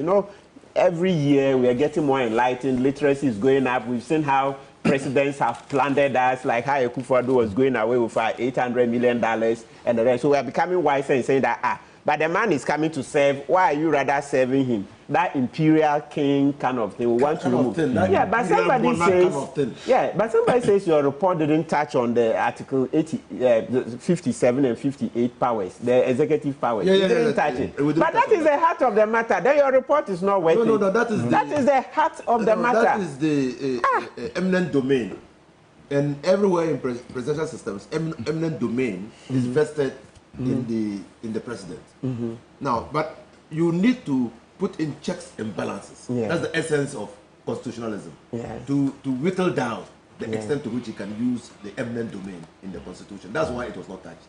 So then you haven't done much. We are getting away with it. You see, when this thing started, I will tell you, this thing you call eminent domain. When the US, right, when they were setting up government, they didn't intend a single executive. Or you read their history, they intended 3 men. And even in Ghana, at a point we tried it, we had a presidential commission. There were 3 people as president, right? So that the price would be shared. Now you have only one person taking everything, taking the whole country. I say you are not touching it. Haven't we seen that so far, the presidents we've had, apart from Atta Mills, lots of them, they've been very corrupt. You see Akufo-Addo, if we rank them, Akufo-Addo very corrupt. See how he sank us deep.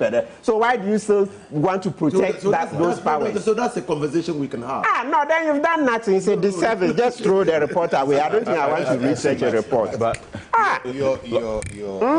your survey of past presidents said ranking of corruption. Master, don't be shy about this. No. So you made your initial point on this matter. What I'm saying is that we are in a search for a workable model. The business model we have now is not working. Yeah. That's the point. All the search for constitutional reform and otherwise is looking for a model that will work for us. Thank you. So in judging, we must also look forward. What is it that we must do to stop the impunity, first of all? It's the impunity and the exclusion that are killing us. Because power as structured and taken from the colonial masters. The colonial masters had an exclusive, extractive approach to governance because they were here to take away. So all the structures they created, including the bungalows in cantonments that are being retaken now by others who don't have a right to them because the structures are not there. Taken over from them. All those places were exclusively developed for the use of the people who were directing railway tracks and roads to areas where we were rich, where there was timber, where there was bauxite, where there was gold, and they were taking those things out straight to Takrady to export abroad cheaply. And later on, to sell whatever they created out of it back to us very expensively. This model, when we took over at independence, hasn't changed. That's the bottom line. So now we are looking, because that model impoverishes people. The result of that model is poverty, because it leads to state capture. And state capture, the biggest enemy of poverty is state capture. Because when you have state capture, it means a few people, that's it, Martin is angry about the eminent domain. It means that a few people, the eminent domain simply means power and authority of government. The few people who have access to government power, whether through elections or through the gun or whatever, since independence, you will find that they use that power for their benefit whilst in government. We need a model that shows that the business of government is to facilitate business and not to do business itself. Am I making sense? You need a model that demonstrates that the business of government is not to do business, but to facilitate business. A model that encapsulates the fundamental promise made to us in the Constitution, in the 1992 Constitution, in the preamble. We, the people of Ghana, in exercise of our natural and inalienable right to establish a framework of government, which Mr. Boabe Asama calls a model, we shall secure for ourselves and posterity the blessings of liberty, equality of opportunity, and prosperity. The Constitution is not delivering. So if you don't equality of opportunity and prosperity, is this Constitution delivering that? It's not delivering that. So that don't have rules establishing equality of opportunity and access, inclusion, that you promote impunity, irresponsibility, and a lack of duty of care to the people you are taking care of. You won't deliver prosperity. That is why we need transformational policy, so that we establish an economy that is inclusive. I'm not here this morning to do politics, but that is what Alan is proposing, an enterprise economy. You'll be launching the GTP on Monday at Mervyn Pick at 2 p.m. I hope you'll be there. The enterprise economy, which will finally give us the transformational movement from the colonial Gajisbek economy, the extractive, exclusive, impunity-ridden, lack of responsibility economy that enables those in power to take everything to themselves without responsibility and to keep it for themselves, and successive governments are unable to take it away from them. That system must change to a new system which is inclusive, which takes care of individuals who are capable of using their talents to develop the areas in which they are. This is where we need to head as a nation. And that is what the Constitution, every liberal constitution, is asking for. That you have a business model of governance where government facilitates individuals. Government should help and support individuals.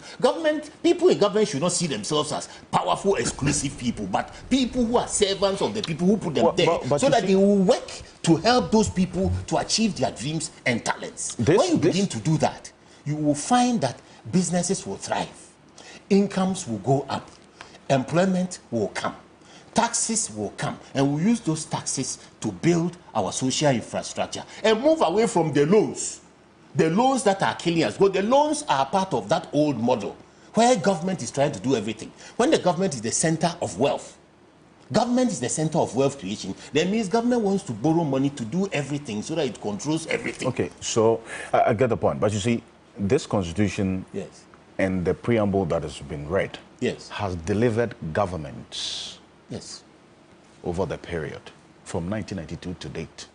Yet the core, the basis, the fulcrum of this constitution, which is to deliver prosperity and the blessings of liberty, and equality of opportunity and prosperity to all of us, has not been realized. Why then do you think that anything is going to change? Still relying on this constitution delivering governments that have not helped us realize this. So can I come in? Please. You see, the constitution is a statement of intent on a type of governance framework that we, the people of Ghana, will want to establish for ourselves. That constitution itself is a compendium of institutions, rights, authorities, powers vested in persons and institutions. Right.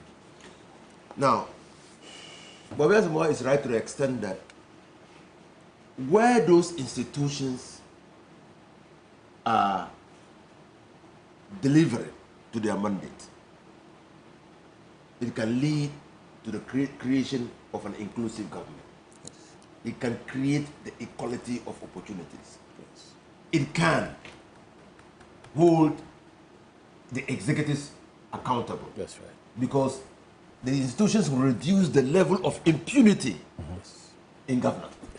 Now, where those institutions are weak and corrupt, they won't deliver on their mandates.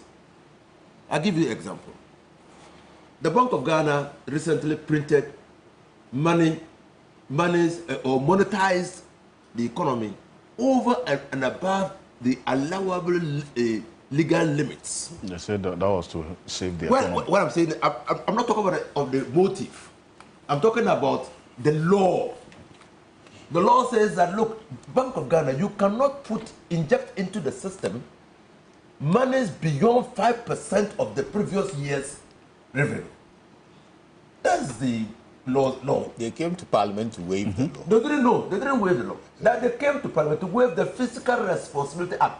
That is the mandate of the Minister of Finance. The Bank of Ghana is not. They didn't waive the law. The law was still there when Addison printed more than the allowable legal limits. Now, Parliament could not hold him accountable. Okay. The Accountant General or whoever could not hold him accountable. So because those institutions who were supposed to hold the Bank of Ghana governor accountable were weak and all corrupt, we are now facing an unprecedented depreciation of the cedi. The World Bank and the IMF combined signified their loss of confidence in the governor of the Bank of Ghana and installed a supervisor. Now, not only that, they also told us that the act of the Bank of Ghana threw 850,000 Ghanaians into poverty. So what is the prosperity? The reason that happened was that the institutions that were to hold the Bank of Ghana, the governor accountable and the board accountable are weak and corrupt.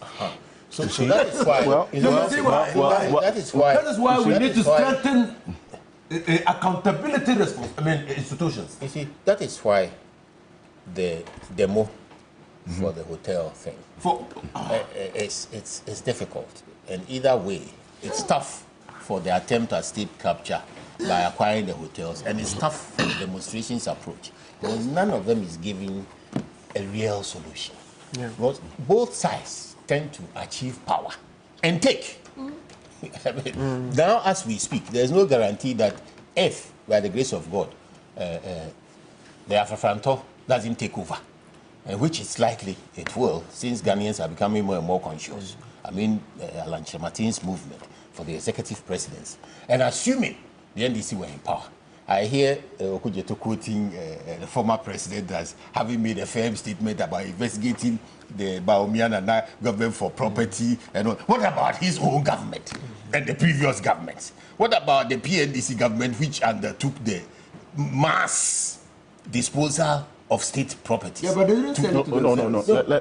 No, that's a different thing. No. So you respond. Alaji, You respond. Alaji, when you begin to investigate the names over the years, Alaji, you want to go into Insawam You Canary and all those things. respond. We shouldn't. What I'm Okay. saying is that to the extent that we don't have clear rules in institutions, Alaji, and I'm just focusing on institutions, rules, and enforcement and counterbalancing measures, then it means that those in power will continuously take power to themselves, irrespective of who is in charge and which name is in charge. And that's why I'm saying that to have these rules, we need transformation, a business model that works for the ordinary person.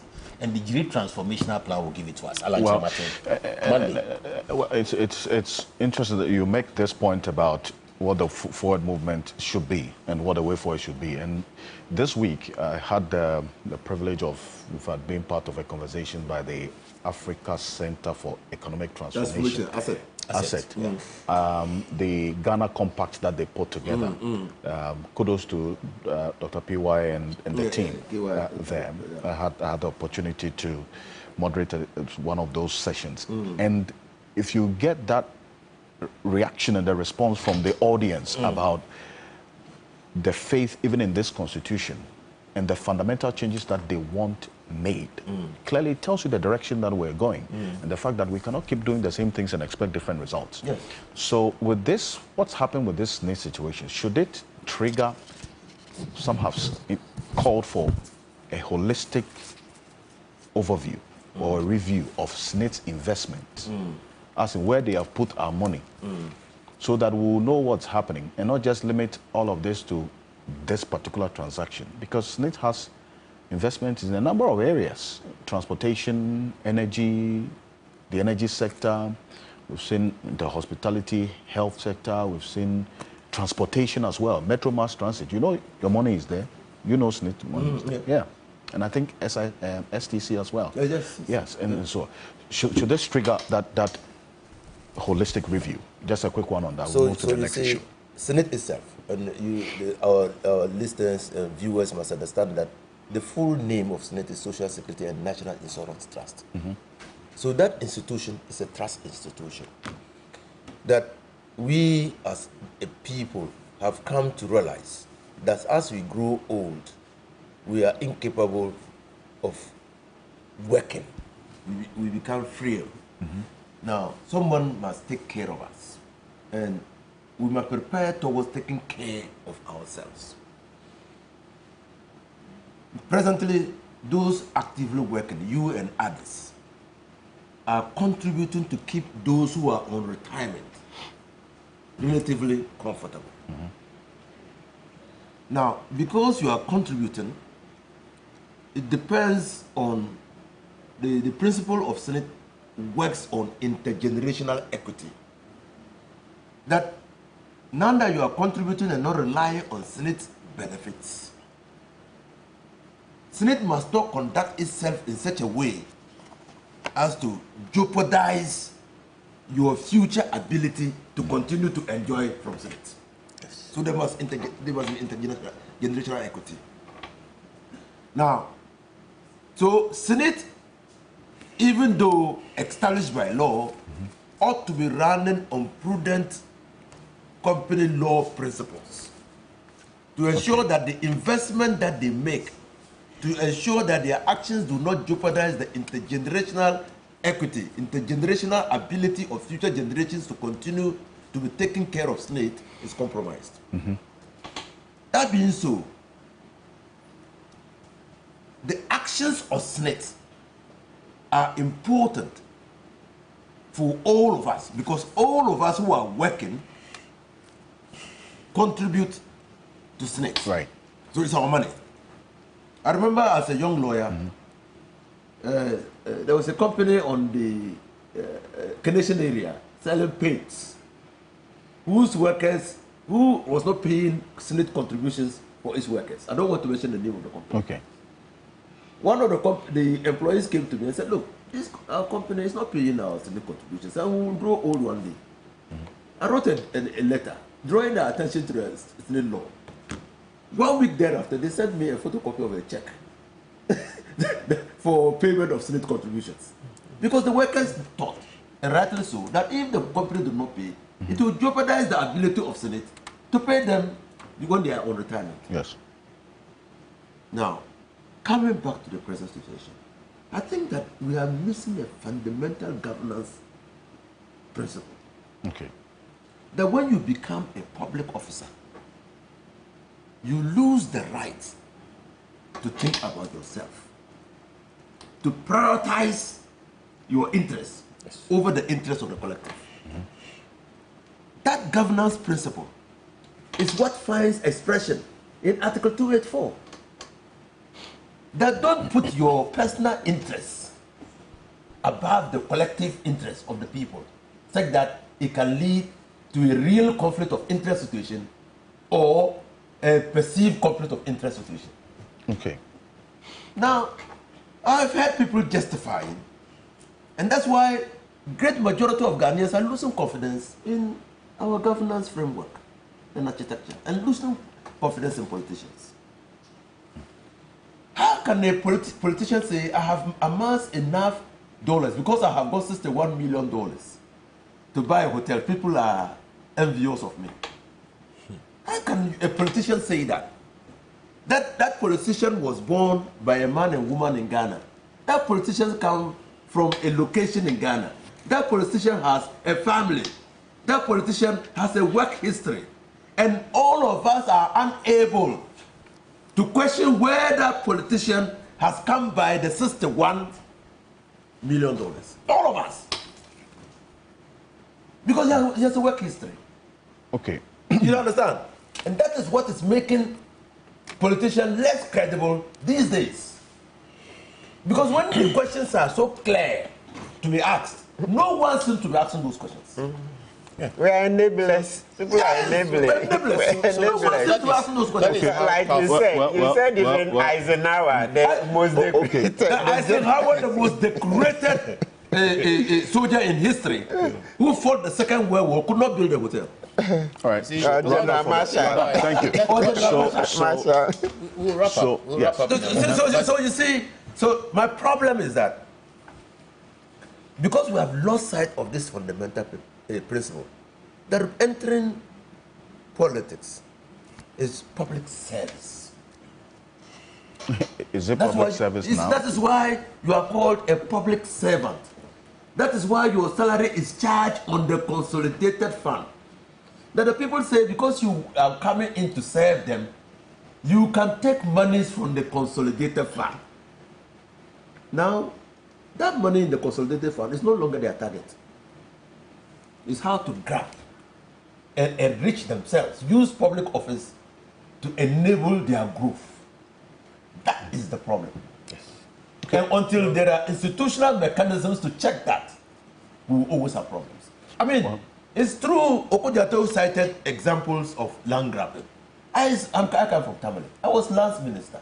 There was an area in Tamale just around the Chogo Hilltop that was reserved. In fact, I attended Chogo Private School. And when I was growing up, there were small bungalows dotted around to protect the land. Today, that whole area up to the stadium has been sold to private persons. Who did that? Even not, they didn't limit the sale to that area. The market, in the market, portions of the market have been parceled out and sold to private persons. I see. Why? And where is the money going? Is the money going into the public purse or is it going into the pockets of private persons? Did we elect this government to come? And Nana Akufo-Addo appears to be a ventriloquist. Oh. He speaks at both sides of his mouth. He says that when he made a fundamental statement. What do you mean by that? When he made a fundamental statement, it is when he was talking, it was not coming from his voice, it was coming from elsewhere. No. Because you see, he makes a fundamental statement that his government, the government is going to establish. If you want to be part of it, then you must not be interested in public property. He made that statement. I didn't put it in his mouth. In other words, he said, If you are coming into my government to make money, my government doesn't belong to you. Okay. But what is happening is directly opposite. So you see, that was grandstanding. Grandstanding. What were you expecting on the president now? The president should be worried that my cabinet minister, who has occupied various positions, is now so rich that he's going to acquire state assets. But the president set that example himself. When the president lived all his life in Nima, I was also living in Nima. In front of the president's house was a trotro station and the mechanics workshop. There was nothing wrong. The president never saw anything wrong. There was a beans, water and beans seller, Yokogari seller there. And I ever ate there. But, I mean, and the arts. No, when he became president. You know that area because you used to visit him, right? No, I was living around that area. I'm talking about. When he became president, what did he do? He committed state resources to rehabilitating the whole area. When Jacob Zuma did that, what happened to him? Okay, so let's have the benefit of having a global view before we move on. Indeed, and then we have to round up on this. Let's have a global view. Because I need to move on to the next issue. It's to do with the public sector governance issues, which all three of us seem to agree. That one, the president has power of appointment. Now that power of appointment to quasi-public institutions in the commercial sector is creating problems. Because once you are appointed there as a public servant to run a commercial enterprise, it means you have a duty of care to the people of Ghana to ensure that your decisions are made in their interest, not in an interest that will benefit you personally. So there's a duty of care involved. There's diligence and compliance, which means you are responsible for your actions so that you take the right actions for the benefit of the people. But what is happening is that compliance is not being enforced. And in the face of a lack of enforcement, that power, that fiduciary duty to take care of public assets is being abused. And it's being abused by all manner of politicians from across all the political parties who have been in power, including the military governments. Corruption is tough. Corruption is the reason why we are falling behind. It's not because we don't have resources. It's not because we are not smart enough as a people. It's not because Africa is disadvantaged. It's because our leadership is mismanaging the resources. It's mismanaging the resources that can lead us into transformation and out of poverty. We can have prosperity. We can have growth. We can have stability. We can be resilient to the external shocks that impact us. Only if our leadership is prepared to accept that in terms of public sector governance, we are in a bad place. They are unable to control the corruption because they benefit from it. The second aspect of it is fighting the corruption itself. As long as we remain in this state where the mandate over corruption control has been balkanized, and if you look at the recent case of Yoko and the Attorney General and the Office of the Special Prosecutor in respect of the Cecilia Dapa case, you understand what I mean by balkanization, where so many institutions have small mandates to control corruption, and none of them is prepared to stand up to protect that mandate or to extend it. And they are all throwing the ball because nobody wants to confront corruption. Nobody wants to confront because of the widespread nature of it. So to move forward on the corruption front, two things must happen. One is that we must consolidate all the small rules about corruption into one and define conflict of interest better, because conflict of interest will always be there, even in advanced societies. That's why we have rules about it. You must define cronyism, nepotism, insider dealing. In America, when you do insider trading on Wall Street, you will end up in jail. Okay. And here, when you do insider trading, you go to church and you are made the chairman of the annual harvest and you are lionized.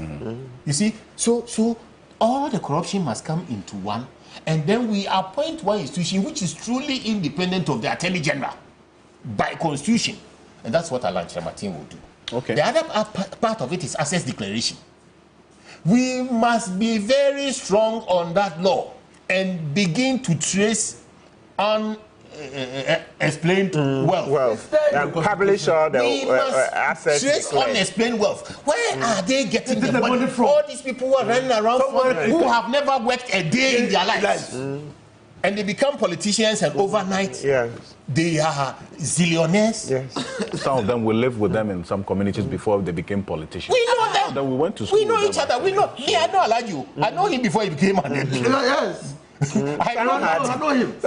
Mini cars. The mini cars became V8 in no time at all. We know ourselves. It's not as if we dropped from Mars. Are you not talking this way because you are not probably benefiting from the largesse of power? I have been there. Your language will change. I have vouched. Why haven't I been in it since ever? I was literally a founding member of the. You actually see clearly when you are not close to the table with all the goodies on it. Ocansey, what I'm saying, hunger and makes you see clearly until you get there. Yes. There is always is a human tendency that when you are given opportunity or when you see opportunity, you want to grab it. That's why we have laws. Yes. That's why you spoke about institutions and laws. Because we don't elect angels into office. That's why we have traffic lights. We elect human beings into red, gold, green. If you want to see what lack of regulation does, go to the traffic light when the lights are off. That is why we have red, gold, green. So this business about, if you are benefiting and all that is why we must remove the human element. For otherwise, your children will disappear. There will be nothing left. That's why the present is informed by the past in order to protect the future. That's exactly what history does. That is why the present is informed by the past. You see, and that's because we must protect the future. So now that everybody wants to come into power to go and dig Galamsey, we should leave it like that. No rules about Galamsey. Because there are people whose sole intention is to come into power to also get into Galamsey and mine gold for themselves. You see, we've had present situations. What are we doing? We've had present situations that should have informed our decisions for the future over time in the past. We have failed to do that, and we are failing to do that. And it's a failure of leadership that we must all address. Be doing the same things to the people. The 2024 election is important. Mr. Ocansey, until we elect the right leadership, until we elect a leadership that is not indebted to state capture forces, because the state capture forces are entrenched in the parties. The competitive parties come in and they must protect themselves. And they are not in the movement. They are not in the movement for change. Ocansey, I'm not talking about political parties. No, that's okay. I'm not talking about political parties. I'm telling you that the power of leadership can be captured by forces that are loyal to each other rather than the state. Okay. You understand that principle? That's a fair point. So now you focus on leadership and the quality of the leadership that can serve the general interest. And that's why you look at the record and you look at the vision. All right. I'm not. Let me just briefly. I'm not talking about political parties. I'm saying that collectively, the failure is now being said into our conscience. Right. That it appears that there is a failure, collective failure of leadership in this country. That's right. And it is not about political parties. It's about institutions. Right. Obama was a one-term senator. One-term senator before he was elected president. But why did he succeed? Because of the robust institutions. All right. Not because Americans are smarter than us. They created institutions. They are also corrupt. Yeah, they corrupt. But they control the corruption through institutions and rules and enforcement. You understand? Compliance That's and why enforcement. we must build rigid institutions and rules. Okay. That will look into the face of the president and say you are wrong.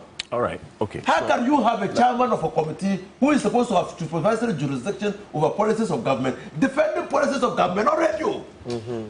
You don't know that, and which policies are wrong. You see, that we have a problem. Well, until you see yourself as holding the executive accountable, executive will always act with impunity. Now, it is not for nothing that the British led the charge against the protection, abuse or impunity. Yes. When they published the Magna Carta. Because executives will always be, reckless in the way they manage public resources. All right, so you need to rein them in. And when you are willingly part of the executive in perpetuating impunity on the people, then our accountable institutions... Responsibility is our being. Well, now, indeed. we must be I want to give Lawyer Matsubego the last word on this matter, because you see, citizens' demands are not a lot. We are not demanding so much. What do you ask for every time when you come here? basic things. Yeah. The basic things of life. The directive principles of state policy defines what the citizens' expectations are of government as enshrined in the Constitution. In the end, we are giving people who are elected everything they need to think and to develop policies that will improve our lot as a people. We'll go and queue, rain or shine, to vote for people. We'll surrender our resources to them to take decisions, hopefully to optimize those resources. And then we take care of them. We pay their rent. We've paid your rent before. We've bought fuel for you. We've taken care of your children. We are helping you out. In fact, we are paying you at the end of the month as a people. What are we asking for? Just the basic things of life. That one too has become an issue. You can't give it to us, and you're also taking from us the little that we have. I mean, and Council, let's go to slide 6. Okay, I want to run through the investment portfolios of SNIT and whether that call for a holistic review is one that you would support. Take a look at this. These are the investment areas of where SNIT has put our money. Housing development, commercial properties, student hostels. Let's flip. The energy sector, the health centers, hospitality, transportation. Now, in the housing, for instance, we see Sakomono Estates, Tema Community 3 Site A, Tema Community 5 Site B, Adenta Housing, Tema Community 5, Cantonment, Kuforidia Flats.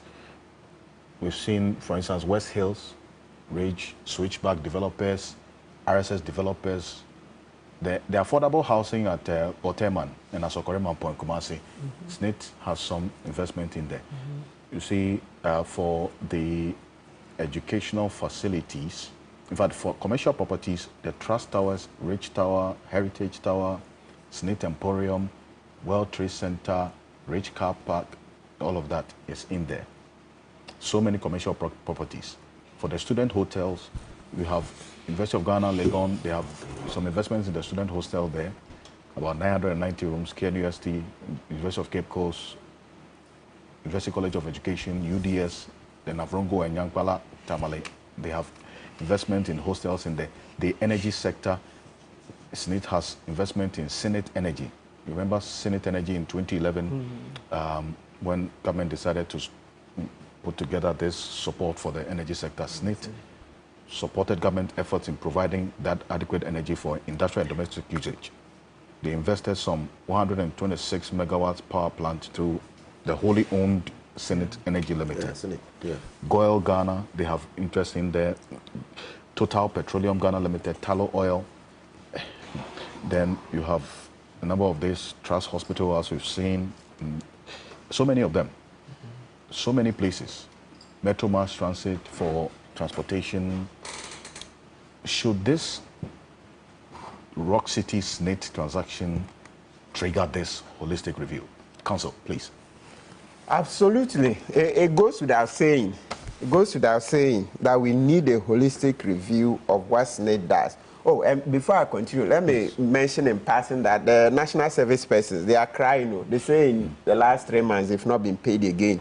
And that times are hard because, look, yesterday on my way from Kufridua, I bought tomatoes just to experience it firsthand. And the 150... Is it around the Adesso area? Exactly. Yeah,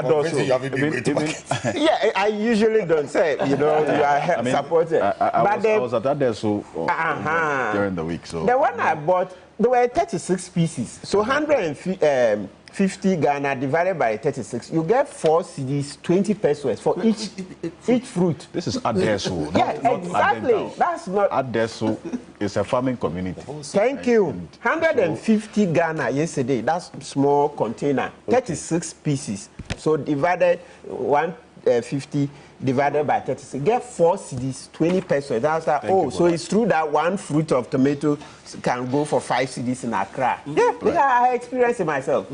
Experiencing myself. Yes, so people are suffering. That's the whole point. And Mr. Ocansey, you mentioned earlier that yes, the Constitution guarantees that the country be run in a manner as to take care of the poor first. So we have no business buying V8. We have no business giving ministers fuel, entertainment allowance, and all those things when national service persons have not been paid. When LEAP beneficiaries have not been paid, we are in arrears for LEAP. That's the Livelihood Empowerment Program. We are in arrears. I saw a newspaper story earlier in the week or last week.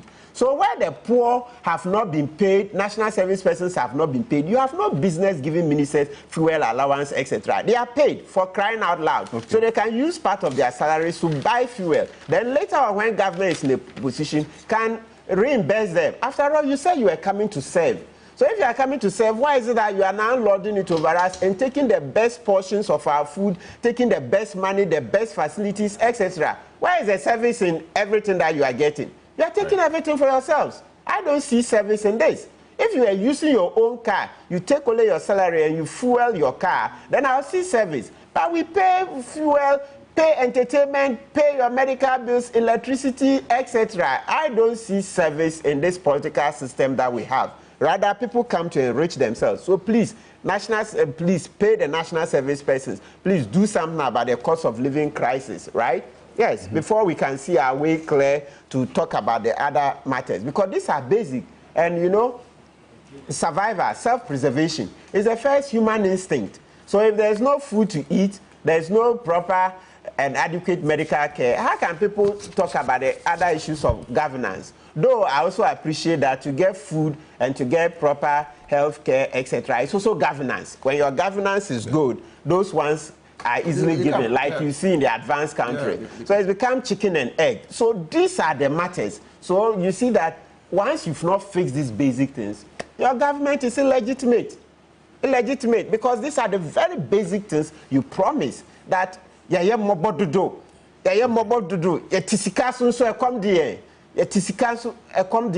then you come in. Rather, you bought V8, your family has become rich. I'm talking about President Kufuor, his ministers, Ufuriata, etc. Now, ministers buying hotels for $61 million. Cecilia Dapa with plenty cash under the bed, right? Boache Jaku sacked because the president tried to take away $800 million and it blew up, right? He said he was misinformed. Was that the reason why he was sacked? Yeah, that was not the stated reason why he was. Oh, you know, he will try to give a different reason, but we all know that it's because the alarm blew over the $800 million. That story, I'll never get over the shock of it. $800 million. That's okay, what Kufuor and his family, they were just going to take away. Those are the things. You know how many they've gotten away with? You know how many they've gotten? Let's Lawyer Martin make the point. So now, yes, go on to the slate matter, right? Yes, look, listen, the main problem we are facing, you see, every day we come here and we talk about President Kufuor, etc., under Article 58, all the laws are in his hands, so they say he should execute.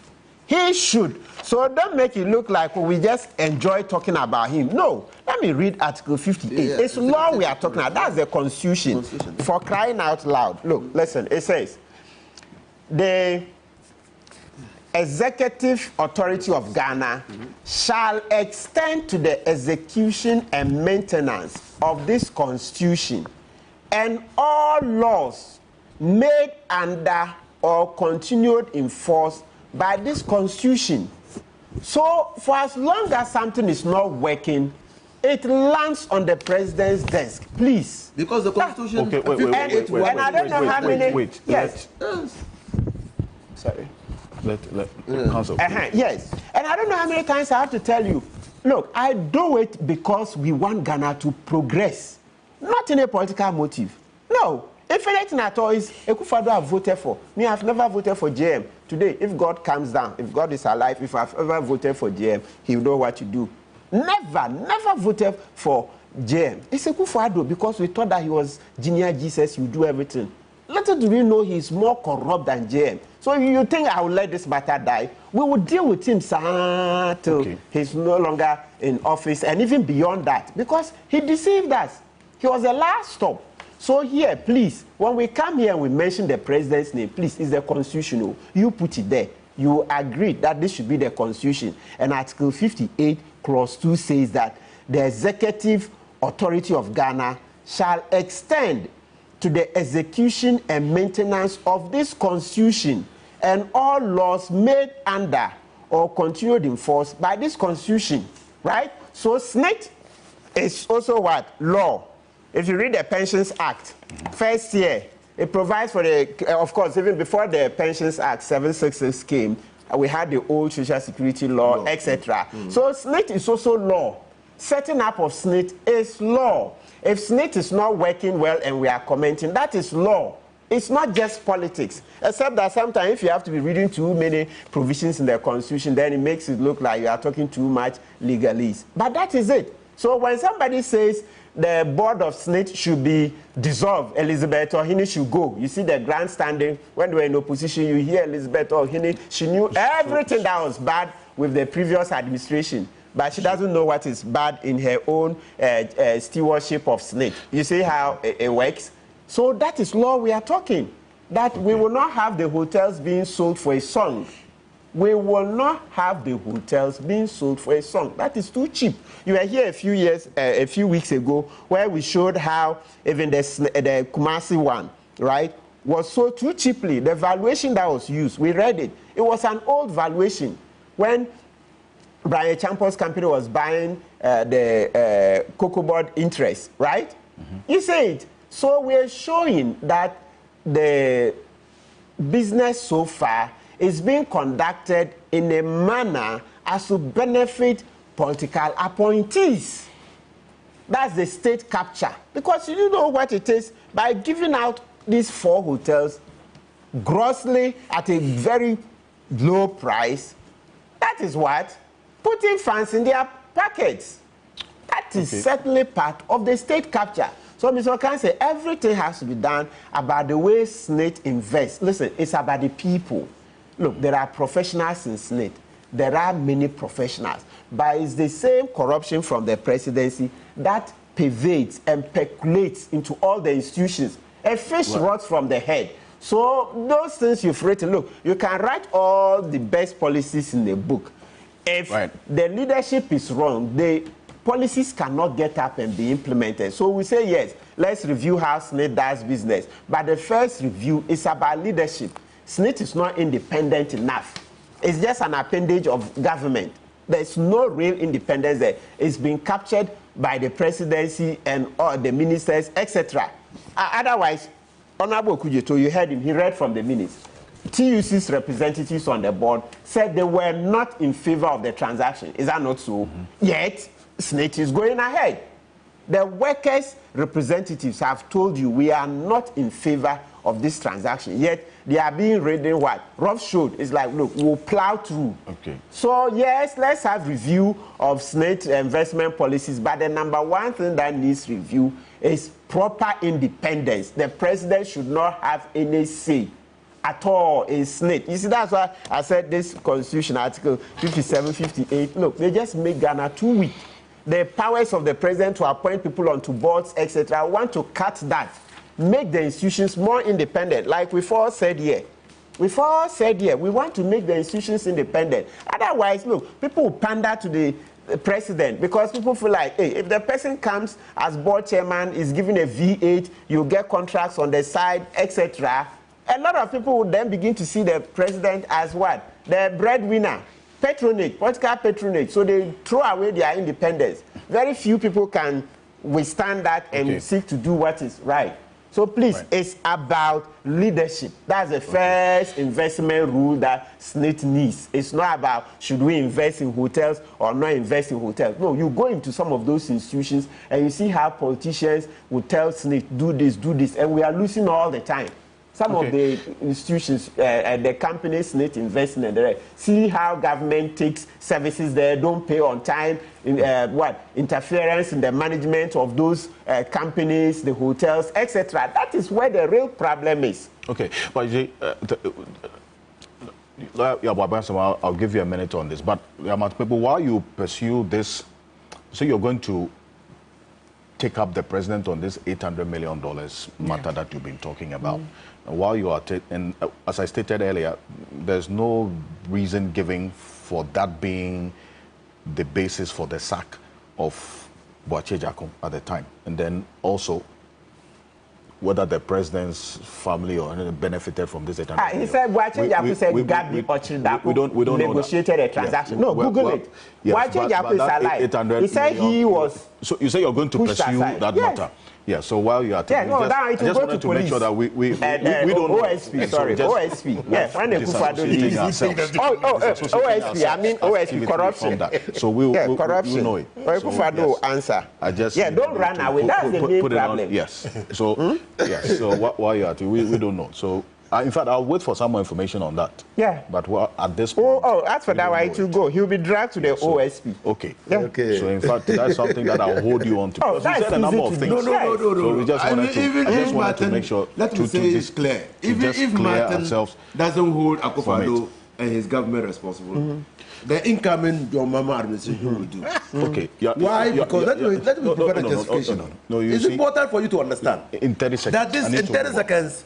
Let's go to the historical antecedents.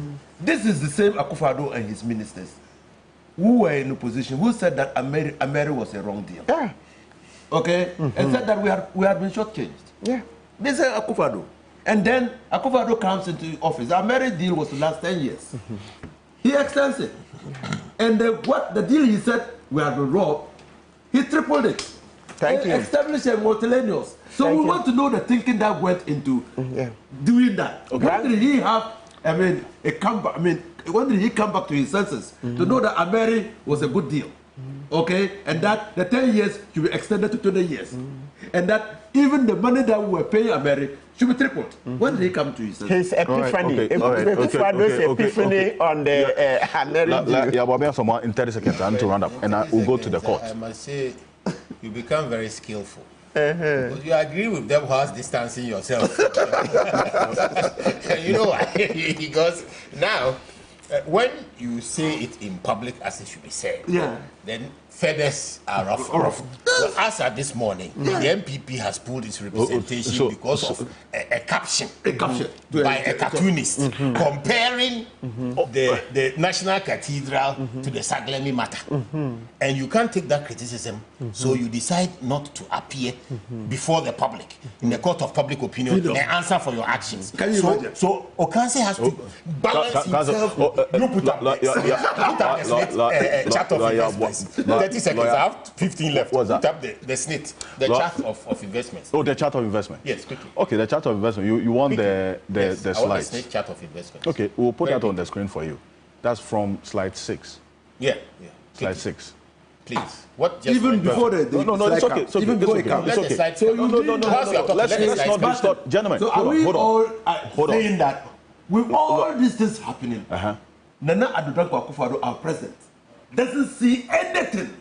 Mother serpent of corruption. On Tuesday. Mother serpent to talk to the of corruption. On Tuesday. He owes his lawyer. You have made your point. Let me see the chart of investments.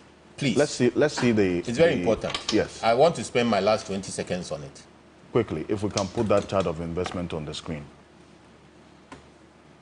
This is it. We have it? Good.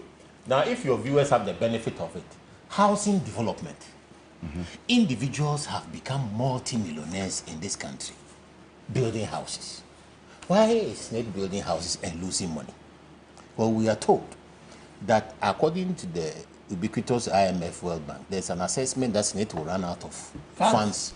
And SNIT has come back to rebut it robustly that they will never. This was the ILO. Housing. Why are they losing money? Commercial properties. Individuals put up commercial property. In Makola, individuals are making money out of rent. SNIT builds markets and it's losing. Go to the next slide. Let's go to the next one. Yes, because you talk about energy sector. Are you telling me that Smith is losing money in the energy sector? No, I mean, no. One of the biggest areas of money making in this country. Energy. Every day fuel prices are going up. The services part of energy. The energy sector shouldn't be a sector where you lose money. So if it is SNET, individuals are making money. Why is SNET losing money? Transportation. Virtually 600,000 to 1 million people in this country live on transportation. If he's not driving an Uber, he owns 2 or 3 taxis. Policemen own Troskis. Everybody is using some sort of public transportation service rendered privately to support their families beyond their salaries. And Smith does transportation and loses. Why? Because of the impunity. Because nobody is checking that public servants are taking care of the public. It's not only because we are allowing ourselves to let that happen. Patrimony. Yeah, all of it. That is why we must redefine what corruption means. That is why we must take away the power to make people corrupt. So that this notion that if you are giving a portion of the public good to look after, it is the time to enrich yourself. So if you are not in parliament, you then take money from there and go and fight for a parliamentary seat. And pay people in dollars. If you are running around buying all sorts of things to show that you are in charge. Meanwhile, you've never set up a company in your life. It's a company that public money was used to set up. And you've been put there to protect that investment. Rather, you take out all the fat and the public loses. Yet when individuals do the same thing the public does at a loss, the individuals make money. So that conundrum is what we must resolve. Okay. Controlling the impunity and enabling other people, the private sector, to do their best so that the state is not competing with the private sector in creating wealth. We must move the center of wealth creation from the state to the private sector, to people, to individuals. Now the state is the center of wealth. We are suffering because people are fighting for political power to control state authority to make enrich themselves. Because the state is the center of wealth. Until we change that conundrum and make the private sector the center of wealth creation and the state a mere facilitator, a well-paid facilitator, we will continue to have corruption of this nature. And as we've all agreed, it is not a peculiar problem to Ghana. Otherwise, America, the developed economies will not have conflict of interest rules. If you don't control it, if you don't traffic light it, corruption will swallow you. In this part of the world, we are allowing it to swallow us because indirectly we are all benefiting. We are enablers. Thank you. And 22 minutes after 9. It will crash. This system will crash. Thank you very much for the ending the part of this conversation. We're going on to the next issue. This is the key point here on TV3, also live on 3FM 92.7, also on TV3 Ghana on Facebook, and DSTV channel 279, all across the world on 3news.com. We're also live on a number of radio stations across the country, W93.5, and then also Kesme and Beach FM as well. This one here says, "Good morning, Alfred and team." Okay. So Robert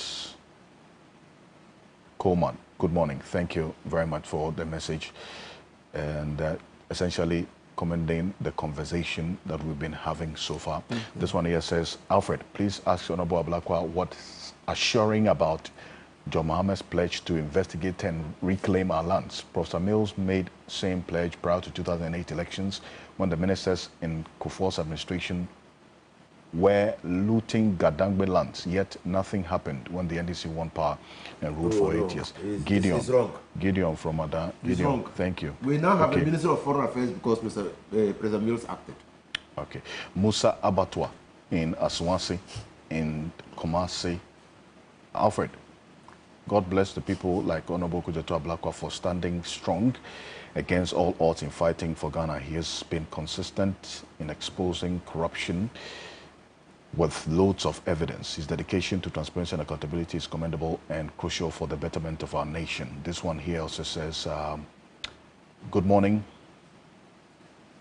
This whole purchase of Snake hotels with the new revelation of other persons bidding in for same as revealed by Ablakwa on TV3 this morning and the analysis by your guests, you named them all, Honorable Nusa, Matic Bebu, and Yababia Samoa, has indeed brought us to the point where we all have to decide not to be silent, but speak up, or else, as Matic Bebu always says, we will be enablers to what we are silent about.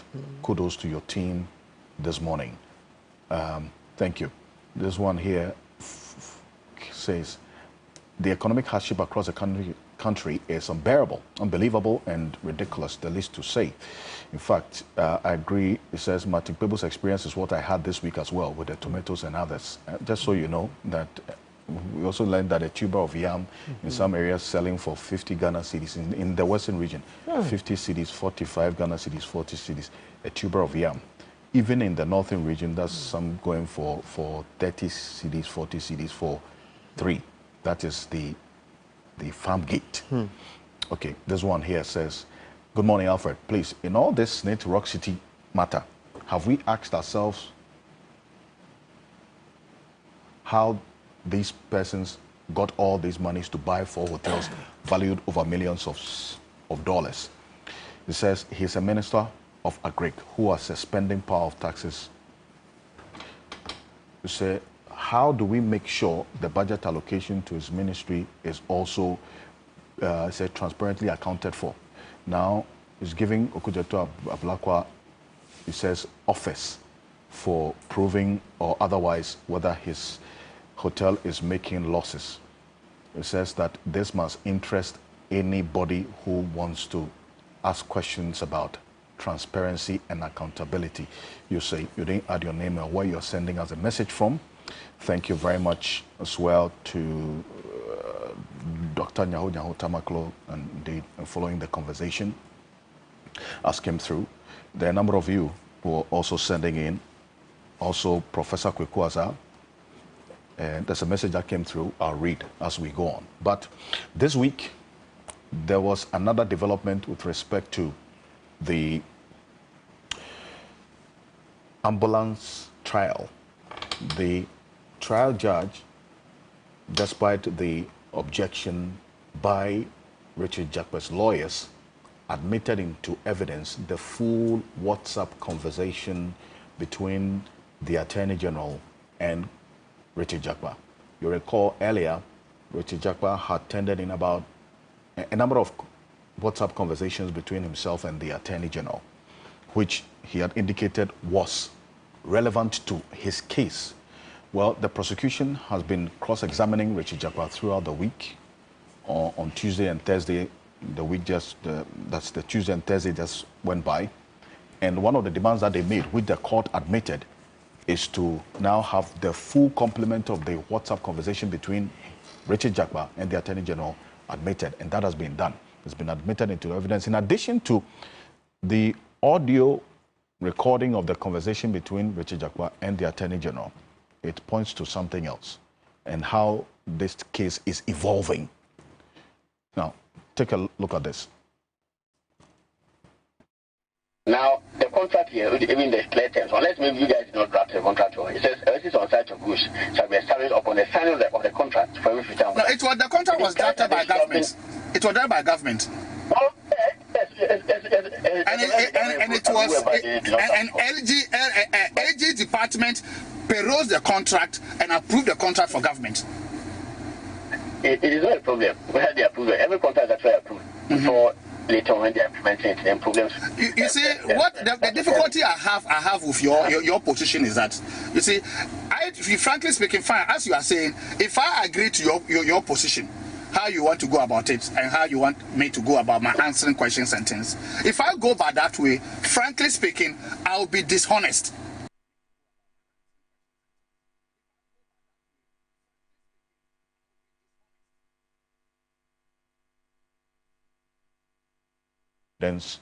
And during cross-examination, a number of things came up. The prosecution put it to Richard Jakpa about his motive being to get the Attorney General to stop prosecuting him. That was also opposed by Richard Jakpa. He also had indicated that the Attorney General told him that he is collateral damage, but he will be acquitted. This is one he's been consistent about since this revelation about some meetings with the Attorney General at odd hours.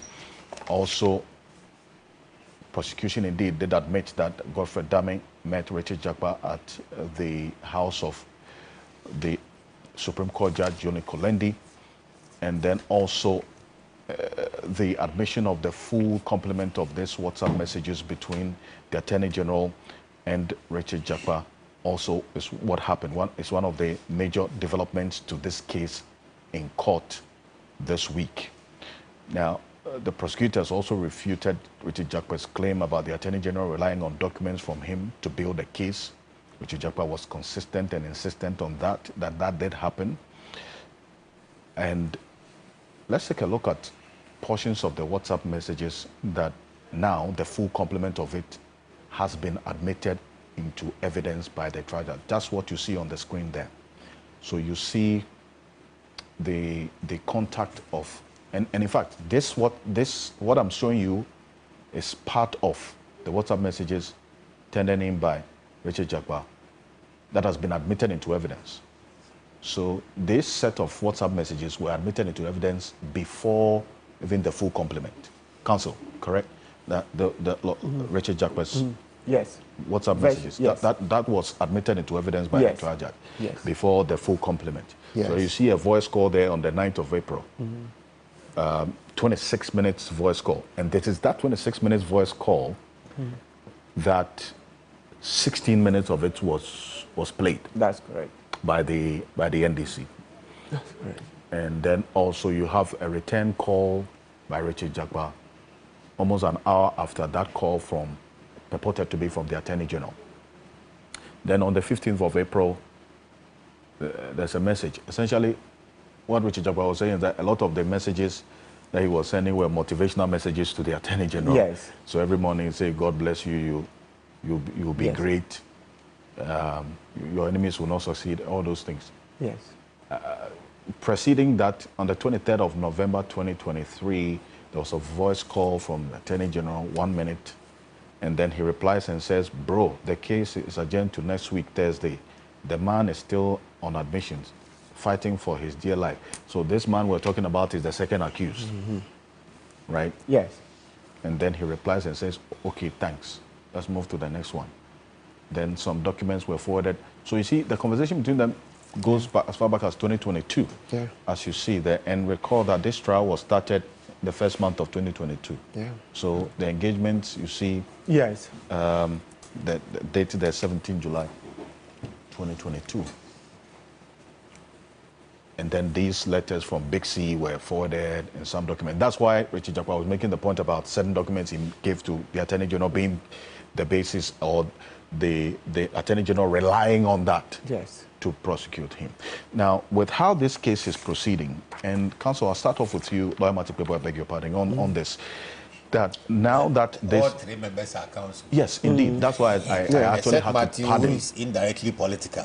So I will accept if you say Martin is counsel, that's okay. He's a politician, yes, I'm a politician. So if you say counsel, it means the indirect politician. Indirect, So I'm the citizen vigilante. We need to now that the full complement of the WhatsApp messages between these two persons, I'm talking about Richard Jakpa, the Attorney General, and the audio has also been admitted into evidence. How is all of this going to impact on the case going forward, the path that this case will follow? Okay, good. So what it is that once they've been admitted, so they've crossed that hurdle, meaning that at the end of the case, when the judge has to review everything and come to a decision, the judge will review what Jakpa presented and review what Dame also presented. I mean, that's the prosecution presenting it, right? And see the weight. So you see, it's very, very important for us to make this point. You see, for us in law, the fact that a document has been accepted by the judge doesn't mean that ipso facto it is 100% correct, or even that the judge will find it 100% relevant. Sometimes it may not be totally, but it's sufficient to clarify a certain point. That's why the judges accepted it. But it doesn't mean that when it comes to judgment, it is that document that will hold sway. It is that document that will deliver everything. No. The judge will read both and see what weight to put on each, right? Now, but there's a critical thing. You see, I don't know, maybe if I missed that point. Japa is crying that the version that Dame, that's the prosecution, which they got through Dame, presented is distorted. They say, yeah, Tadiosori raised an objection, issues about dates, etc.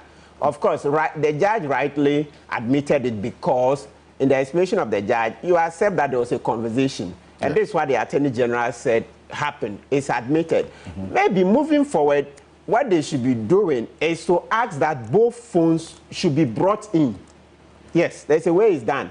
When we're doing the Agojo trial, yes, we had that face. That Dami will yield his phone, Japa will yield his phone. Then they would extract.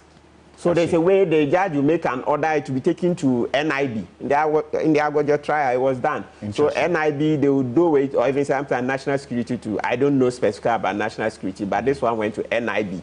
So they will extract. So they should take their phones? Yes, and extract. Of course, it's not a general search. It will be limited to that. It's not an opportunity to go fishing their phones for other things. No, you'll be present. They don't leave it and go. You'll be present, and then they will extract that portion so that the judge will now see that, okay, NIB extracted this from Jakwe's phone and then NIB extracted this from Dami's phone. Then the judge would have that.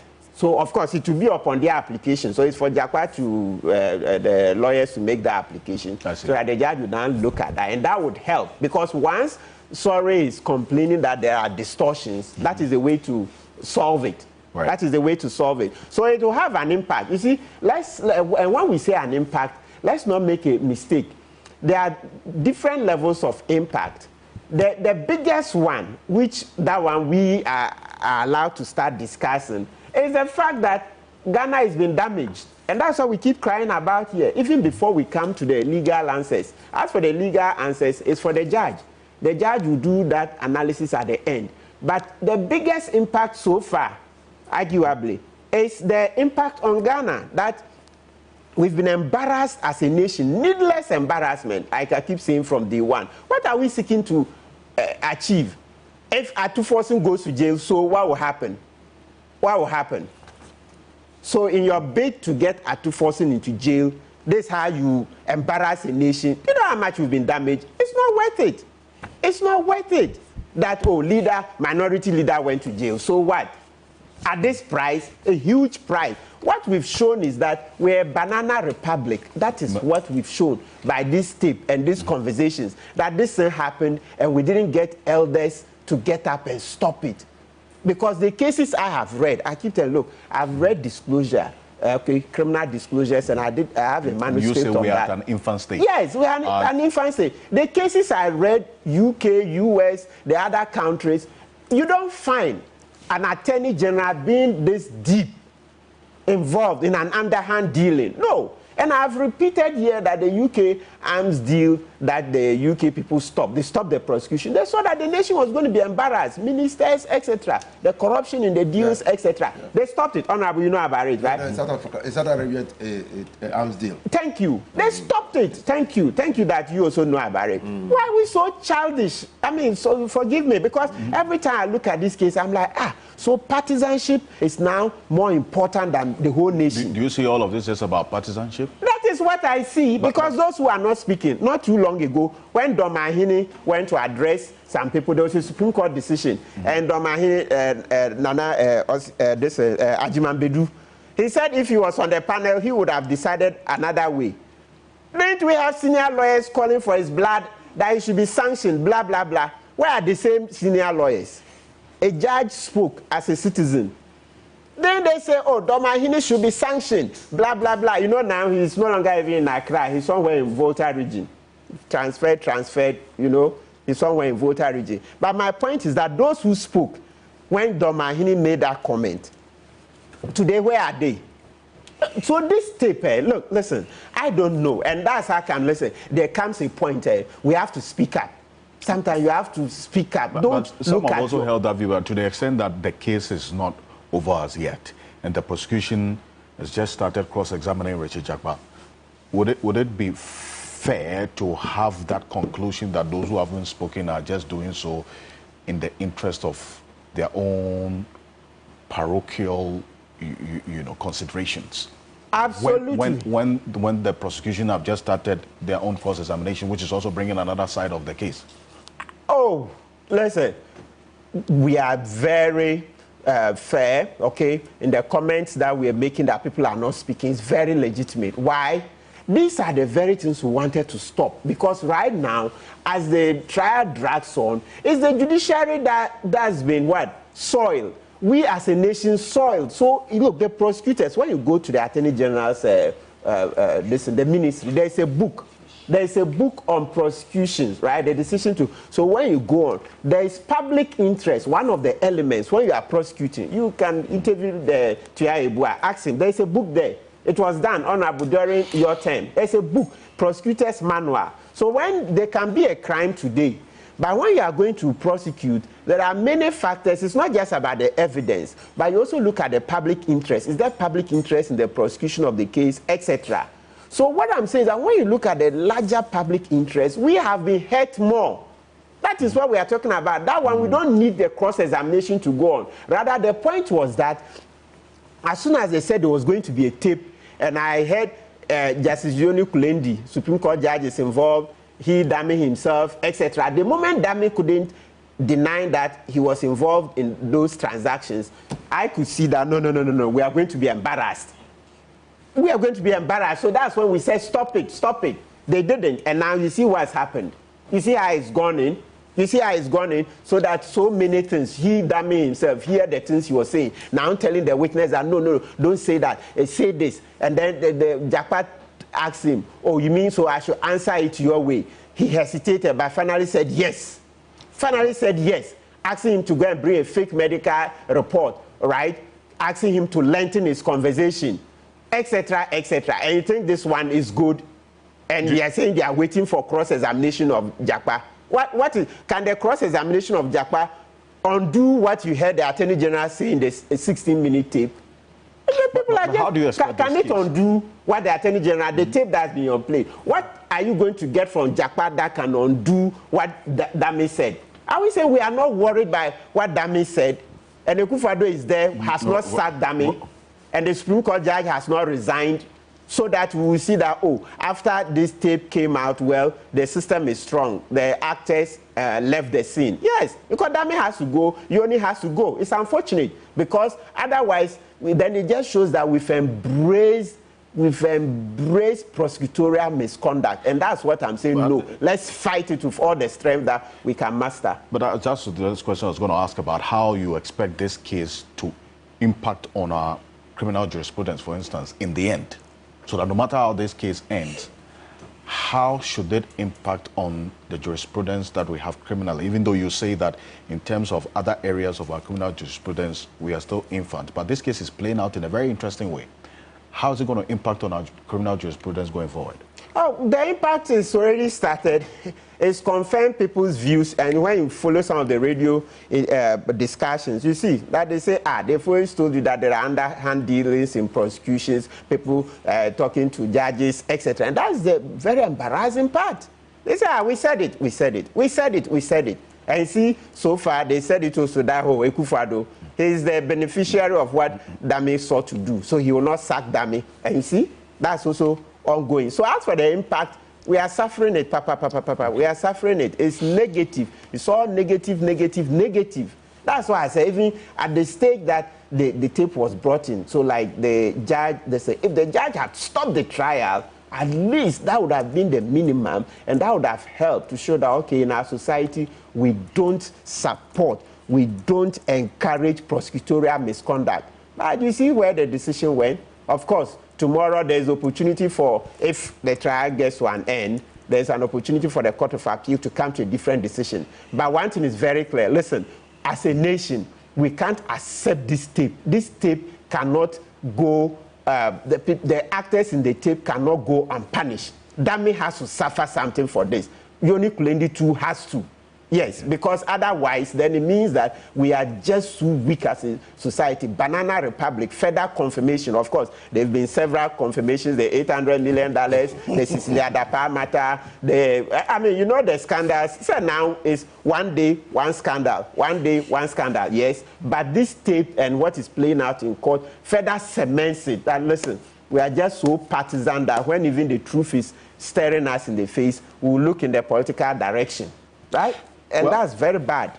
Well, so I see that there are some who have gone on the narrative that, look, the Attorney General has probably just become collateral damage. That's what people within the week. Yeah, at a point. About the fact that now the entire focus of the case has been shifted to proving prosecutorial misconduct on the part of the AG, when the real reason why this case even started has not been the focus, at least for the past almost 2 months now. That is what I'm afraid of when I hear what's going on about this matter, that it doesn't degenerate into a sideshow about only that, because it's critical, but the trial itself has a certain focus. So in terms of impact, I'm looking at 3 distinct areas. When you talk about jurisprudence, criminal law, public sector ethics, and judicial independence. I'm an eternal optimist. I don't think this is bad for us, provided all the parties involved work towards their God-given talent to serve the public. Because it's a high-profile case. Like it or not, if the state has chosen to prosecute a high-profile politician, they have brought politics into the courtroom. It's a high-profile case.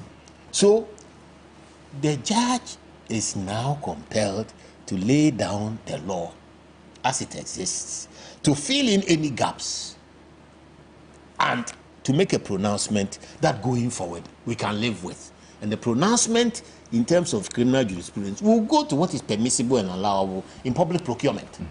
Essentially, that is what it's about. What is permissible and allowable in public procurement. Now, in public prosecution. Prosecution about public procurement. Let me put it that way. Right. Okay. Prosecution about public procurement. The political undertones of whether removing the minority leader will lead to an imbalance in parliament that will benefit the MPP. You know, that's all behind the tape matter.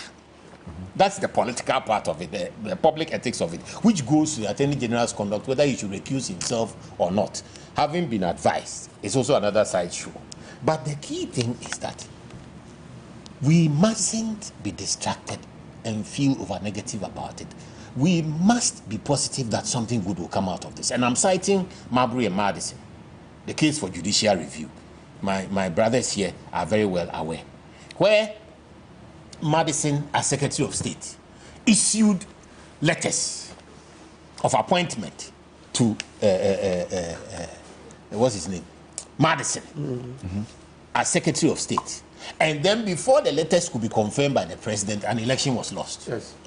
And Marshall, who had been the Secretary of State and who had issued the letters to Marbury, was appointed the Chief Justice. Yeah. This is America. In the beginning, was appointed the Chief Justice. So then, 1804. Remember it. It's a powerful case. So then, Marbury, now holding his useless letters of appointment because the government had changed, went to the Supreme Court to insist that since he had received the letters of appointment, he should be allowed to take office, irrespective of the change of government. And who was he going to complain to? The very person who issued him the letters of appointment. Absolutely. Except that the president was here to. And then they came up with the so nobody at that time said that, oh, because it was Marshall who issued the letters, the court was going to be biased. Nobody complained that, oh, this matter shouldn't go to court. Let's resolve it at home. No. They waited for the judge who issued the letters to take a decision. And that's where the world got judicial review from. Yeah. Where the court was bold enough to say that the judiciary could step in and make a ruling where the executive had gone wrong on a law. It was a major step to and it is brought into being judge-made law, concretized judge-made law. So now, The judge in this case, high profile as it is, has an opportunity to establish a national standard when it comes to these political trials. And the standard, she must be bold enough to demonstrate, like I said. It's on the three fronts. Whether the state can prove conclusively, without a doubt, beyond all reasonable doubt, that Atuforsen is guilty. This is criminal law. The burden of proof is not political. It must be beyond reasonable doubt. Beyond, because you are depriving the person of their liberty. So whether the state can prove criminality beyond doubt, the judge must look at. And the judge must go further to look at the conduct of officials involved, public servants in the exercise of their public duty to the public. In quotes, abusing that duty in order to achieve certain ends for the benefit of other public holders. Because that is essentially, if you look at it critically, if the state is to be believed, what was happening? What was happening was that public officials were trying to bend the process to suit the incumbent politicians. If the state is to be believed. So now that the judge has gone as far as admitting the tapes into evidence, she has established the jurisdiction to rule on that matter. She has gone a step forward in that direction already by saying that ideally, by advising the Attorney General that ideally he should recuse himself. She, short of telling him to actually recuse himself, she has said that ideally he should. Ideally, indeed, he should.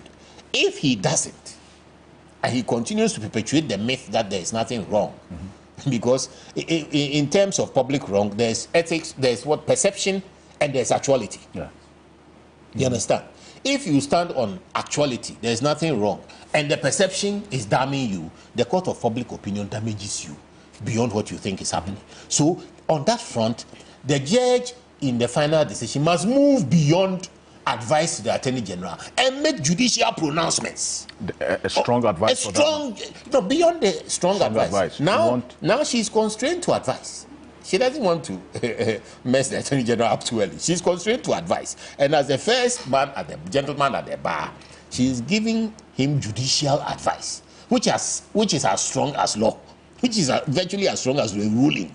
You understand? If Martin were to walk into court and the judge was to say, Martin, your tie is crooked, please straighten it before you come before me, Martin will be compelled to leave, seek an adjournment and go and straighten his tie, because you cannot continue to be before their lordships in a crooked tie when they have noticed. That is how powerful judicial advice is. Yes. If the Attorney General chooses to refuse that advice, at the end of the day, she cannot be politically correct and rule without averting her mind to that matter. There must be consequences, and she must rule. The last bit is that her ruling will cement or collapse judicial independence. Her ruling will cement or collapse judicial independence. Yes. Why is that? Because if she rules and it's doubtful, and it creates the impression that she was influenced, whether or not she was actually influenced, then it means that the notion that you can go to the judiciary and get a fair hearing and fair conclusion will be jeopardized. In this case, fair, I'm not falling on either side of the matter. Fair is what will meet the need of the public for certainty, for a course of conduct that is acceptable to the public, a judicial ruling that we can all use as a standard, as a light going forward.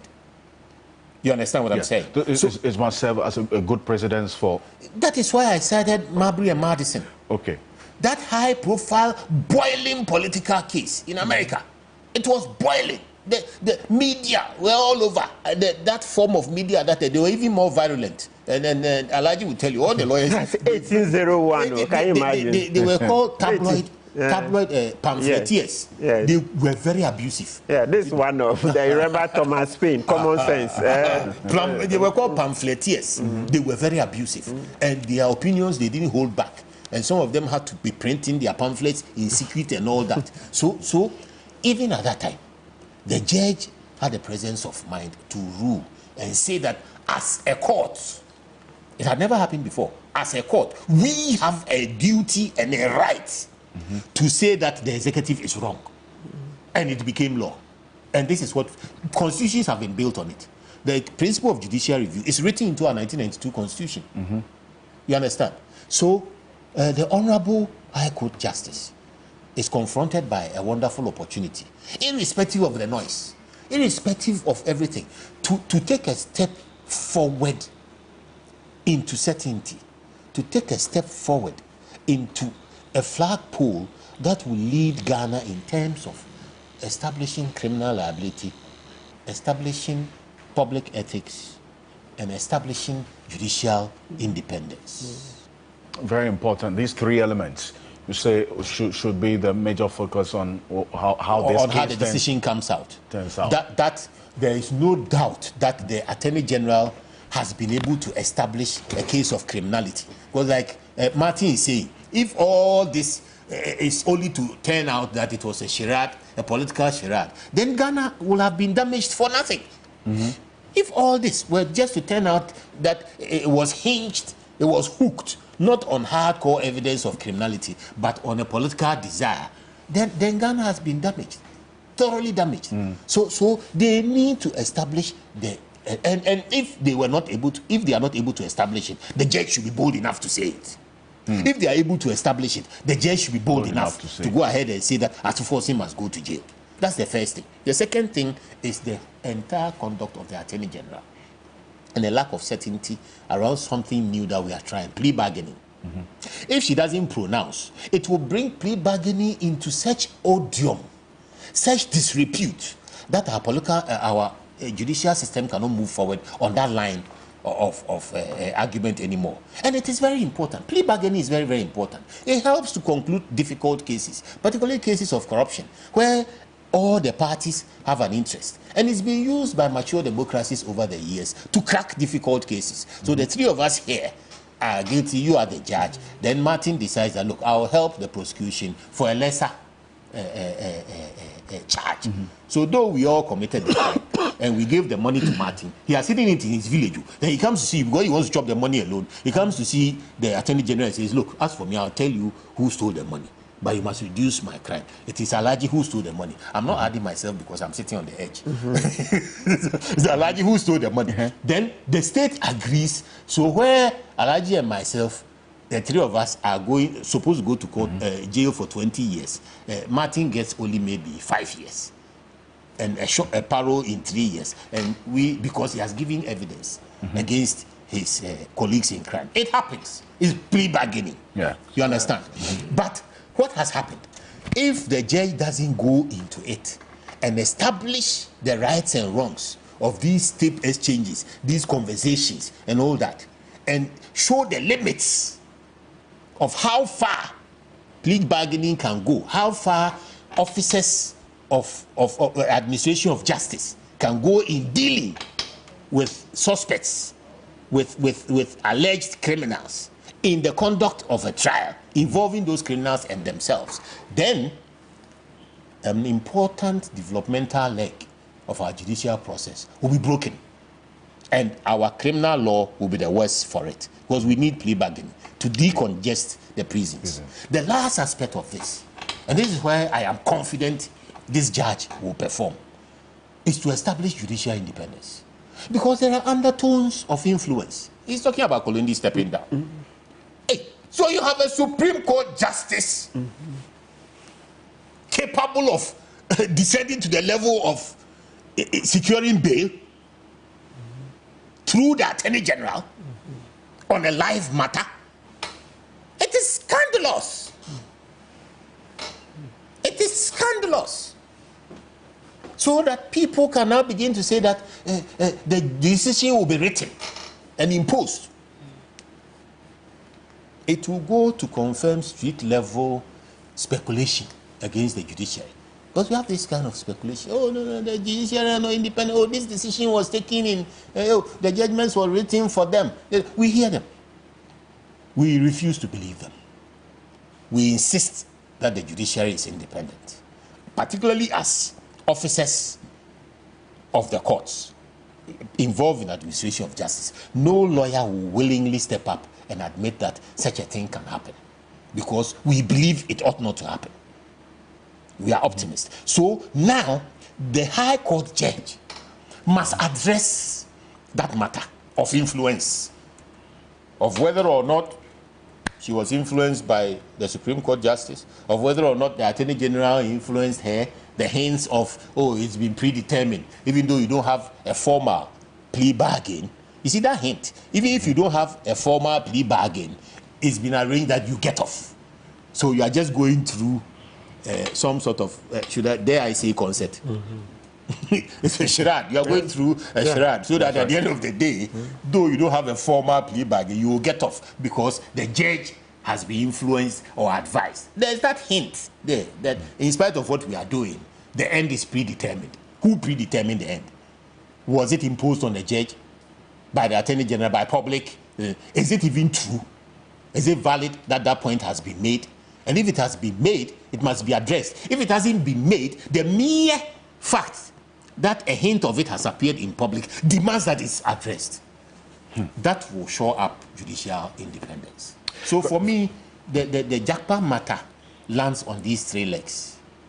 Very important three legs that you have put out as well. That's giving the details of how these three legs would advance the course of the judiciary and also criminal jurisprudence in this country. Thank you for that. And Honorable Sini, so the last time we had a conversation when this tape, the recording of the conversation between Richard Jakpa and the Attorney General, was admitted into evidence by the same trial judge, you had indicated that in a matter of this nature, the judge is reminded to admit that tape into evidence so that it would help her determine the case in a matter or in a manner that all the matters surrounding the case are taken into consideration.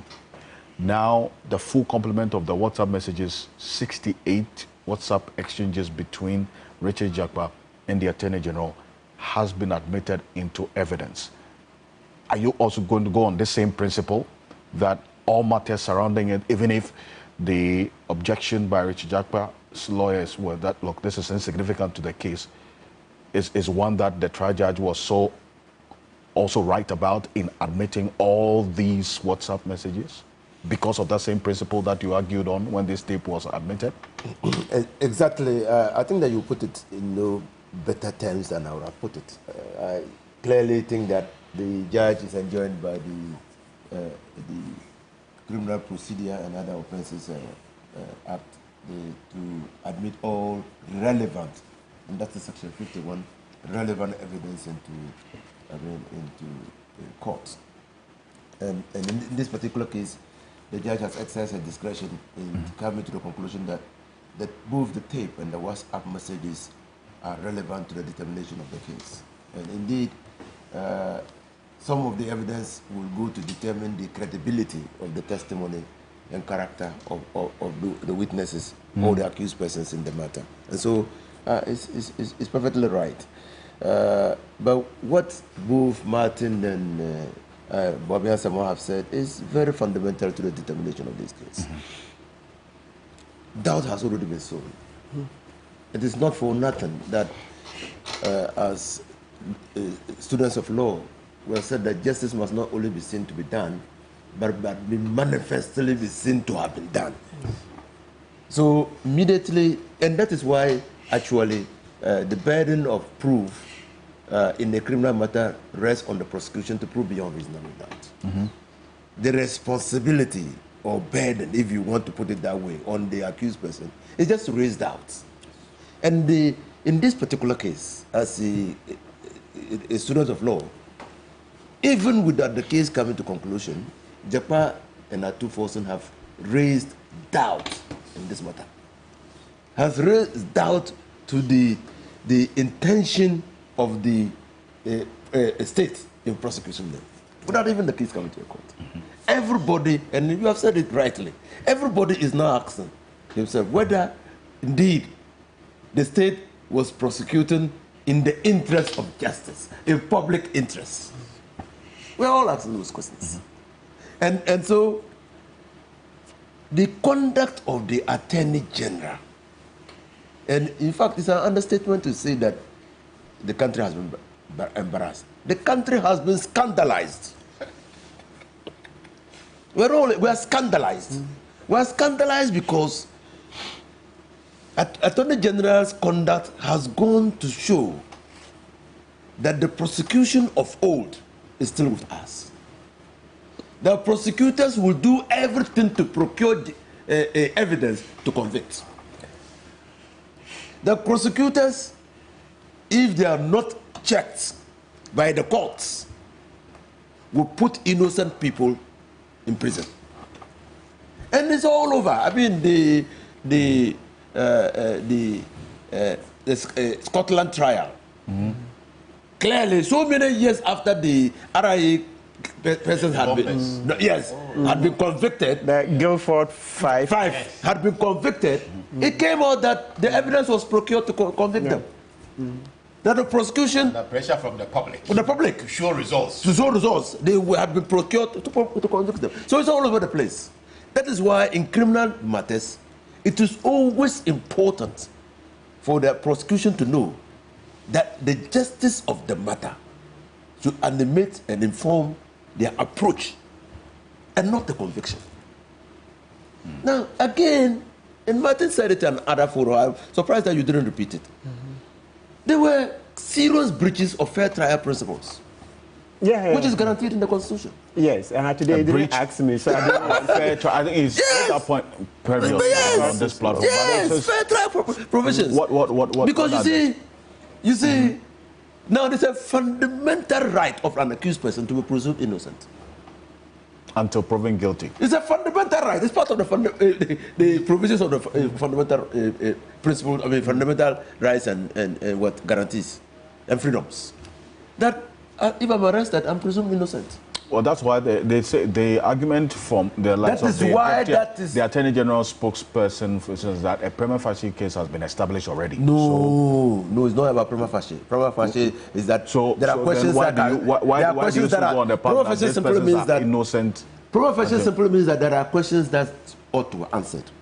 The Attorney General has led evidence and raised issues that ought to be answered.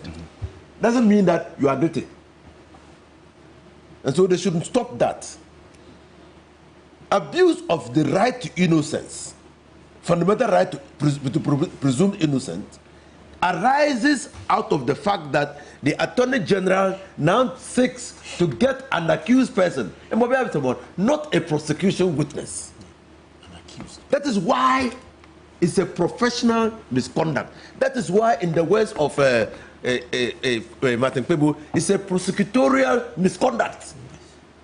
Because nothing stops the Attorney General in the preparation of the case to look at the relativities. Who is lesser in the accused persons? Who can assist me? Because adducing evidence is difficult. To establish a formal plea bargain. Nothing stops the accused person. But you must establish the plea bargain before you go to court. So that you are saying that in showing your witnesses, and that is part of the requirements of the rule of law, disclosures. I mean, I'm going to use so-and-so who was initially investigated for the offense as a prosecution witness, and allows the accused persons to prepare to cross-examine that person. That is, do you think that it is for nothing that the law says that an Attorney General or a prosecutor cannot meet an accused person without the presence of his lawyer? You think it's for nothing? In the first instance, when you are picked up and you are... When you are picked up, the Constitution says that you must be, your statement must be taken in the presence of your lawyer. Is it, do you think there are protections, there are guarantees to protect the right to innocence? Martin went to the Supreme Court and said we should all be given bail, irrespective of what we do. Because there's no fundamental principle in law that says that some particular offenses must be denied bail. How? When you are presumed innocent. Is that right? You understand? He went to court and the court agreed entirely with him. Yes. That's not fundamental principle. Yeah, because if you are presumed innocent, why should you be denied bail? So if you are presumed innocent and in a particular political trial like the ambulance. And then you find an attorney general going out of his way to engage an accused person. An accused person, who, not a prosecution witness, to procure evidence against another accused person on the basis of the fact that if that accused person is convicted, it will result into a political gain. Hey, it's not the justice. It's the political gain that it will bring to his party. If this is not Lucifer, tell me who that is. But I mean, no, because he's not looking at the justice of the matter. He says that look. He says that look. If you get me a conviction, which prosecutor has ever advised an accused person to go to court and take a medical form for leave? I know we lawyers do it. If my client calls me, oh, today I'm sick. Say, I can't go to court and tell the judge that you are sick. Have you got any evidence? Then they produce the evidence. And I, as the judge, must be in court. And that is why sometimes your credibility is important. So when you tell the court that this is the case with your client, the court looks at your nature, whether your conduct over the years can lend credibility to what you are saying. And then says that, okay, so how many days have they given to your client? And adjourns the case the next available day after the leave day. Then you have an attorney general saying that, oh, you can't come to court. Then why don't you bring and you are saying that the case will go on a day-to-day basis. He didn't say he can't come to court. It is the attorney general who says he will not be available. The attorney general then calls the accused. He's inducing I hope the case is inducing, but this is what is inducing the accused person to come to court. And then admitted if they were in. It's not an excuse from the accused. It's the attorney general manufacturing an excuse for the accused. The content of that tape has been admitted into evidence. So what you are quoting is... This is right. I was even trying. What I was saying was even... No, what I was saying was even reducing the gravity of the offense. That is the doubt that has been sown. So the judge is between the devil and the deep blue sea. The case has not... if she refuses to be politically correct. Yes. I think as for judicial paths, strewn as they are with landmines, if you follow the law, you will go through. Well, I don't know how he's going to follow the law and carry all of us along. The good thing is that this is the court of first instance. So, I mean, there's the right of appeal to the Court of Appeal and there's a right of appeal to the Supreme Court. But the judge has been put in the very... And she did that. She deprecated the conduct of her Attorney General in court when the motions were filed. She said, well, I don't have jurisdiction. If I had jurisdiction to inquire into the conduct of the Attorney General, I would have. But I would advise you to go to the General Legal Counsel.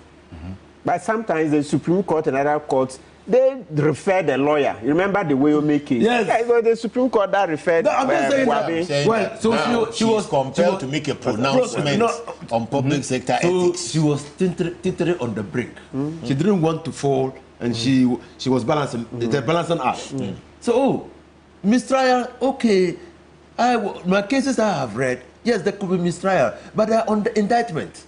But this is a summary trial. That case fell solely within, or let's say primarily, stay of proceedings. That's the inherent power of the court, to stay the proceedings. When you see that the proceedings are being used for political vendetta. Yeah. So to see clearly, she was doing a balancing act. That is why I'm convinced that whichever way the Attorney General has damaged the court. Yeah. But you had indicated earlier when this case, the tape was admitted, that whether or not the content of the tape can be used for the purposes of establishing motive. So which motive is not really necessary. Motive is not really necessary in criminal trial. Why he did that is not necessary. You say you will have to wait to see what she's going to do. We will do with the tape. We have to wait. Okay. Because motive is not necessary. It can go somewhere, but it's not necessary. In criminal, you just need the intention and the acts. Well, 14 after 10 here. on Key Point on TV3. We're also live on 3FM 92.7. This is a case that is ongoing. In fact, the next resumption date for this but case is let me hasten to add. Thursday. Let me hasten to add. Yes. While on said Neil and Van der Poel has sent me a lot of text. He's interested in the discussions, and particularly the lands. Okay. He says that the parks and garden thing is not only in the crowd; it's everywhere. I see. I think there is a government policy to sell off parks and garden lands. And the prisons land. This is a matter that the prisons. I remember some 2 months ago I mentioned it. I heard that prison. Yeah, and then agric mechanization. The prisons one. No, this is an issue we'll look at. Yeah, the prisons one. Sincerely, you brought my attention to yes, and yes, that I can so say. thank you so very much. We'll look into that as well. Was it's angling to be 15 minutes after 10. We'll have this conversation afterwards. Really, I don't know. Tell him that I said. We are live on 3FM 92.7, also on TV3 Ghana on Facebook, and DSTV channel 279. We're all across the world on 3news.com. A number of your messages on this matter, and we would go into the next. Professor Godfred Bobkin is joining us on Zoom for the next conversation in a bit. Here on the Key Point. Asante Krobia, thank you very much for the message about commending the 3 lawyers on the show for, you say, the analysis of what we are confronted with. This one here says, good morning. This is Theophilus, says, good morning, Alfred. Please, I would like you to help me pose a question to lawyer Yunus Afuseni and Boabinga Samoa, the Honorable Boabinga Samoa, says, who are currently on the other side of the argument. Can they specify what individual actions they took while in office to address the issues they are now discussing with regards to corruption? Their comments echo what Ghanaians have been saying for years, regardless of which party is in power. My concern is that our constitution, while well-intentioned, may be outdated and vulnerable to exploitation in this current political climate. Shouldn't we consider implementing a national review policy to update and refine our constitution periodically, acknowledging that the world is constantly changing? Theophilus, I thank you very much for your message this morning. And Kojo Opong from Wa, your message got truncated at the point, so I didn't get the full complement of your message, but thank you very much. Anyway, Hadi Pig Farm says, good morning, Alfred. The good people of Ghana, says, are watching how things are playing out. What difference would be is how people would take their decisions on December 7. All these would impact and is impacting on our lives. It says all these happenings is impacting our lives in different ways. Thank you very much. Now, talk about the impact on our lives. Our next issue is the depreciation of the city, the agreement with in principle with our Eurobond holders or the debt creditors, and whether this $360 million next tranche of the IMF deal would make any difference with respect to the health and strength of the city against the dollar. We've seen a number of things happening, and in fact, businesses have indicated to us on this platform that they cannot plan. And they cannot also pass on the increase to us as consumers, because even though they are now having to pay more CDs to get the same amount of dollars, they can't pass on the increase to us because we don't have money. As our purchasing power as consumers has also not increased. So the private sector that we are relying on to help us recover from this economic quagmire is also suffering the impact of the situation that we're dealing with right now. So I want to understand a few things. After this quick break, we'll have a conversation here on Key Points. Stay with us. It is about you. We'll be back shortly.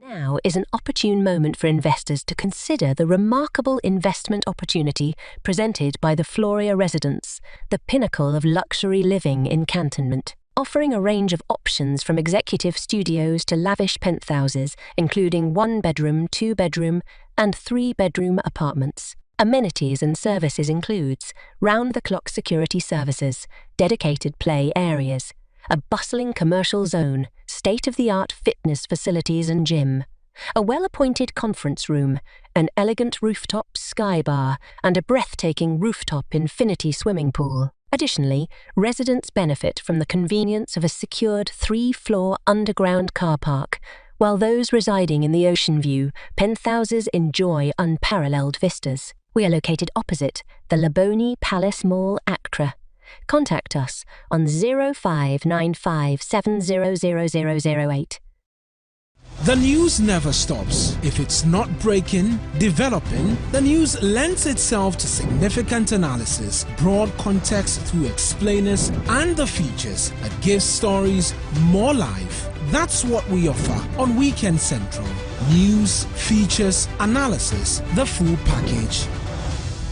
Weekend Central, Saturdays and Sundays at 12 p.m. on TV3. TV3, first in news.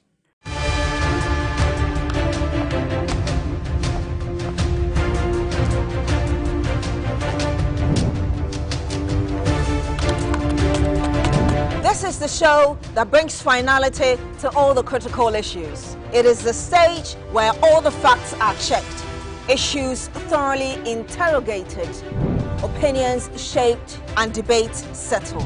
But over here, we do more than just talk. We resolve problems. We hold those in power accountable. We address all the key happenings in society, from politics to health to education to everything you deem important. And we will center the voice of the ordinary Ghanaian. This is the show that sets the agenda. Agenda coming soon on TV3. TV3, first.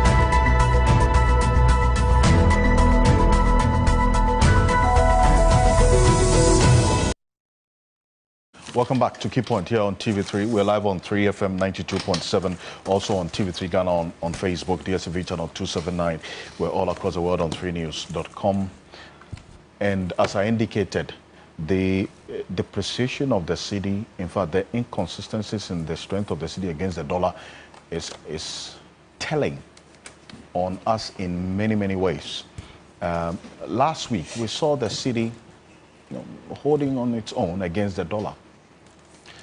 It's about 14 cedis, 90 to just about 15 cedis as of the end of last week. Then, the beginning of this week, we saw a further depreciation of the cedi. Now, we're ending this week about 15 cedis, 70 pesos, 15 cedis, 80 pesos. So what you see on the screen, for the benefit of those who are listening to us on the radio, at the Forex Bureau that we visited somewhere in Accra, here, the pound is being sold at 20 cedis, and if they are buying from you, it's 19 cedis, 40 pesos. For the dollar, if you're a business and you have to cough out 15 cedis, 80 pesos to the dollar. And if they are buying from you, it's 15 cedis, 40 pesos. So that is the reality. If you treat the euro there, it's also 17 cedis if they are selling to you, and 16 cedis, 40 pesos if they are buying from you. Professor Godfred Bopkin is joining us now. He's a professor of finance at the University of Ghana Business School.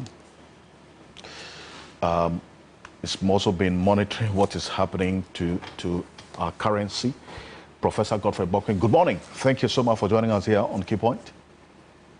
Yes, good morning. And good morning to our cherished viewers and listeners across the country and beyond. Perfect.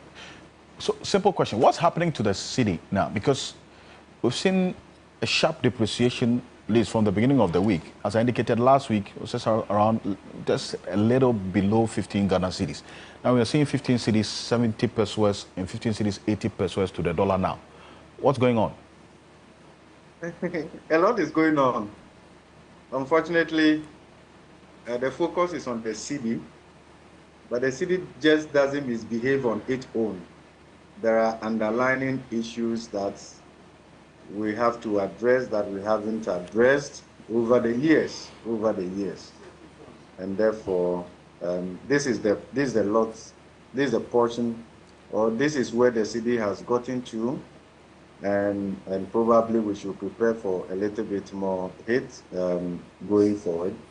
I'm going to look at the drivers from two main perspectives. The sentiment, which hasn't been positive, and then also the fundamentals of the economy really hasn't improved, even though we've seen that the IMF supported program has played a role, and what we have seen is that the honeymoon effect of the IMF supported program from the day of approval, which also came with the release of $600 million, the positive news surrounding that, we knew it was not going to last for long. And in fact, it was the reason why we were urging government from the latter part of 2022, when government claimed victory prematurely, that they had turned the corner. We were saying that, wait a minute, you might have turned one corner, but there are several corners to be turned. And that the honeymoon effect of the program usually will not last beyond a year, and the reality would come to play. Again, if you look at the program itself, Alfred, you will see that by program design, the city will certainly depreciate, because if you estimate our FX usage, this is an economy worth over $75 billion. Our monthly dollar usage or FX usage is huge. So if you look at the financing gap that has to be financed in terms of balance of payment support, estimated to be about $15 billion in the next 3 years, already tells you that it's not enough. It's not enough to actually offer a lasting stability to the currency. Now, given the fact also that at the time we reached staff level agreement with the IMF, in fact, our reserves had gone down significantly. Significantly. In fact, as at the end of December 2022, our reserves could only cover just about 0.7 months of imports. Okay, probably by the end of the first quarter of 2023, our reserves have come down to almost less than 2 weeks of import cover. And then when you look at the IMF supported program, we have a dual goal also of building our reserves to almost 3 months of import cover by 2026.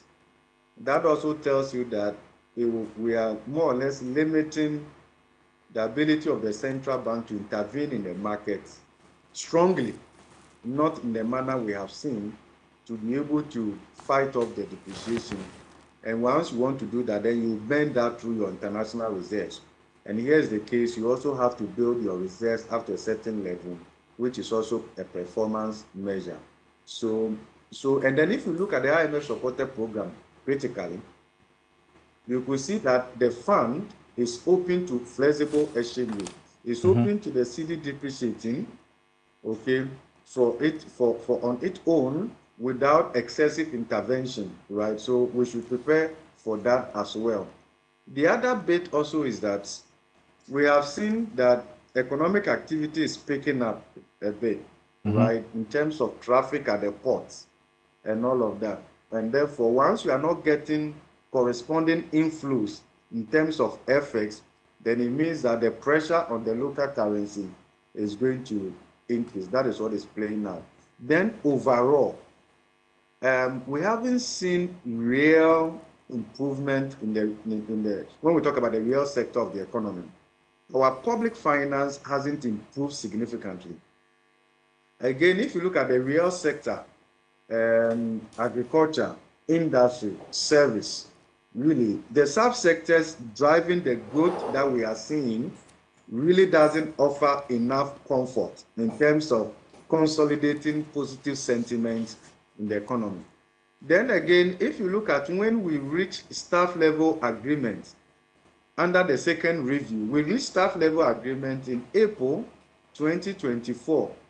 And to date, we haven't had the second review approved, for which we would have gotten the $360 million. Mm-hmm. We are told that it's now slated for the last week of June. Yes, the end of the month, yes.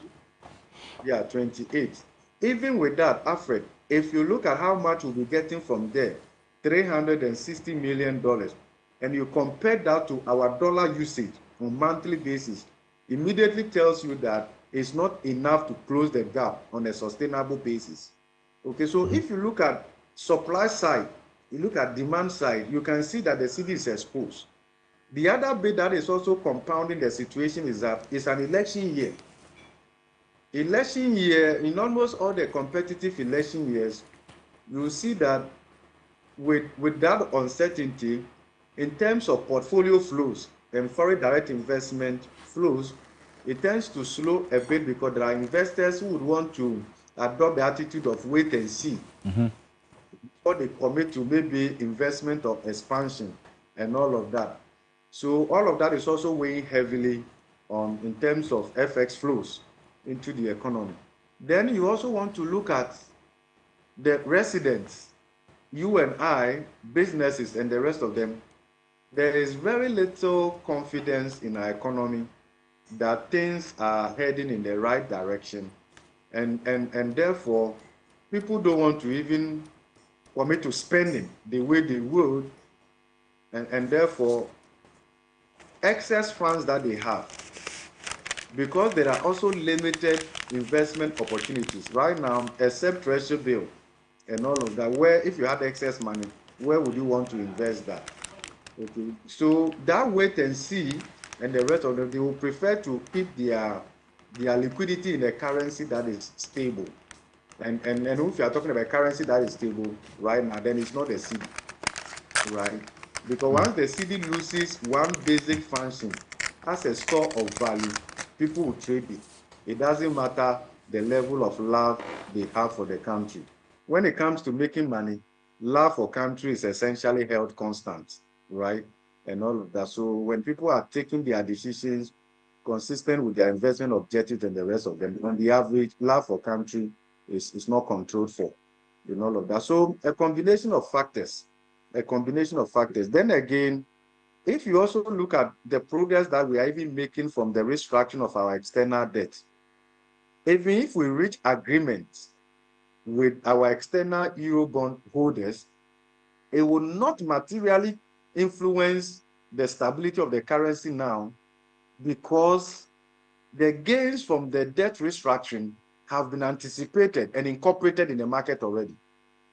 Because since December 2022, the country has practically enjoyed the full benefit of debt restructuring, because we are not making any coupon payment, no principal repayment. So the maximum benefit is already anticipated.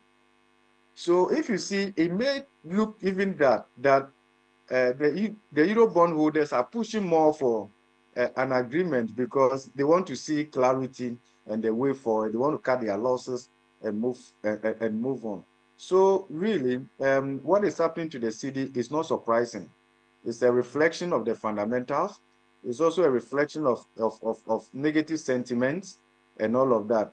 We have not been able to consolidate the confidence that came along with the program approval, so that we'll be able to internalize the honeymoon effect of the IMF supported program and all of that. From the fiscal side, and then also from the monetary side, we have not done quite well as a way of anchoring the expectations of the markets. Yeah. Now we continue on this part. The structure of our economy remains the same, import-driven. The policies that were supposed to improve on industry's contribution to the GDP, for instance, 1D, 1F, that's one in question. How much of an impact has that had on our economy? Alfred, just like the way we promulgated Ghana Beyond Aid and actually didn't follow through it. We actually didn't follow through the 1D, 1F the way we should. But more fundamentally, Alfred, look at planting for food and jobs. how much we have spent. Where is the food? Where are the jobs? We are talking about the phase 2. What level of analysis did we do on phase 1? How is phase 2 building on the strengths and overcoming the weaknesses that we encountered with the implementation of the planting for food and jobs phase 1 and all of that. So we've done all these things, usually the optics of it, but in reality, we have not, and you can't create such macroeconomic instability, frictions, and expect that a specific policy intervention like the 1D, 1F, and the rest of them would undo the macro level damage. No. Not all businesses would want to go through the 1D, one district or one factory policy. Not all businesses. So there's a fundamental imperative that we improve the general environment of doing business across the board. Across the board. That is basic. If you deny businesses that, then these specific interventions of 1D, 1F, and the rest of them really will not undo that general damage that you have created. And in any case, Alfred, let's find out how many of those 1D, 1F actually that benefited from that policy are actually in operation and operating at full capacity as we speak. In fact, and to add to that, to the extent that we even give them tax incentives, Yes. So the state is actually losing on all fronts, right? So, or we the people are losing on all fronts. So the tax incentive that we are not being efficient. We have not been efficient to the extent that the tax incentive that could have been coming in as tax revenue is given out, and then also these companies are not able to operate at full capacity. So, for instance, jobs that were supposed to be created are not being created. The contribution to the industrial growth is not happening. It's not happening. Industry is still lacking. In fact, if you look at industry as a contribution to GDP, it's not zero, it's not negative because of hydrocarbon production, mining and quarrying and others, but pure manufacturing, where value addition can be adduced, right? It's not doing quite well. If you check the growth drivers and the rest of it, look, Alfred, go back to the inflation numbers. If you pick food inflation, even local food inflation is very high. Something that we should have control over, relative to imported food inflation. Meanwhile, we have operationalized planting for food and jobs over the years. Look, in 2022, Ghana's food inflation was one of the highest in the whole world. Within 8 months, Ghana's food inflation had risen by more than 122%. So the question is, where is the planting for food and jobs? Okay, how efficient were we with the fertilizer subsidy? Okay, so sometimes we announce these flagship programs, but we are not efficient in implementing them. And yes, so much resources would have been channeled into that. And it's not peculiar to only this government. Across successive government, we've seen some of these flagship programs that didn't have sustainability. 2001 thereabout, we're talking about starch factories and all of that. Do you remember? The presidential special initiatives, yes. Where is the continuity? Where is the sustainability? With all that has been injected into that. Talk about the NDC government that took over. We talk about this support to planting trees are confirmed and the rest of them. Do you remember those stories? Yes. And the rest of them. At some point, we're even told that those birds flew in opposite direction and the rest of them. So, meanwhile, so much money has been sunk into many of these things, latent, full of corruption, and sometimes just to satisfy party followers at the expense of the common good. Okay, so at some point, there's conventional wisdom in these specific interventions, but it's not a substitute for the country doing the right thing and improving the macroeconomic environment, creating the enabling environment that allows businesses, regardless of whether they want to take advantage of the planting for food and jobs or 1D, 1F, regardless, they should be able to succeed and do well. Look at the complaints from all over. Beyond that, what is the country's strategy in coming out of this? the country's strategy in coming out of this is to burden households and private sector with higher taxes. Meanwhile, when you do the analysis, you realize that the biggest problem is expenditure inefficiency. Look, and Alfred, if you look at the data, you will come to the conclusion that the reason Ghana hasn't developed is not because we have not taxed our people enough. If you look at tax to GDP ratio and you compare that to other countries that have developed and made progress, even compare that to Malaysia, compare that to Singapore, compare that to South Korea and the rest of them, you will see that the marginality is not that wide. The difference is not that wide. In fact, at some point, Ghana's tax to GDP ratio was higher than Malaysia. So at some point, it was higher than Singapore. So it's not that we are not collecting or the citizens are not paying enough taxes, but it is the efficiency of the expenditure that the taxes are used for. That's what the problem is.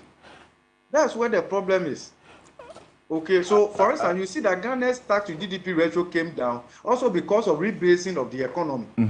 But before rebasing, you could see our tax to GDP ratio almost at the same level like these countries that we shared birthdays with. Ghana and Malaysia at independence, there was practically no difference between the fundamentals of our economy and Malaysia.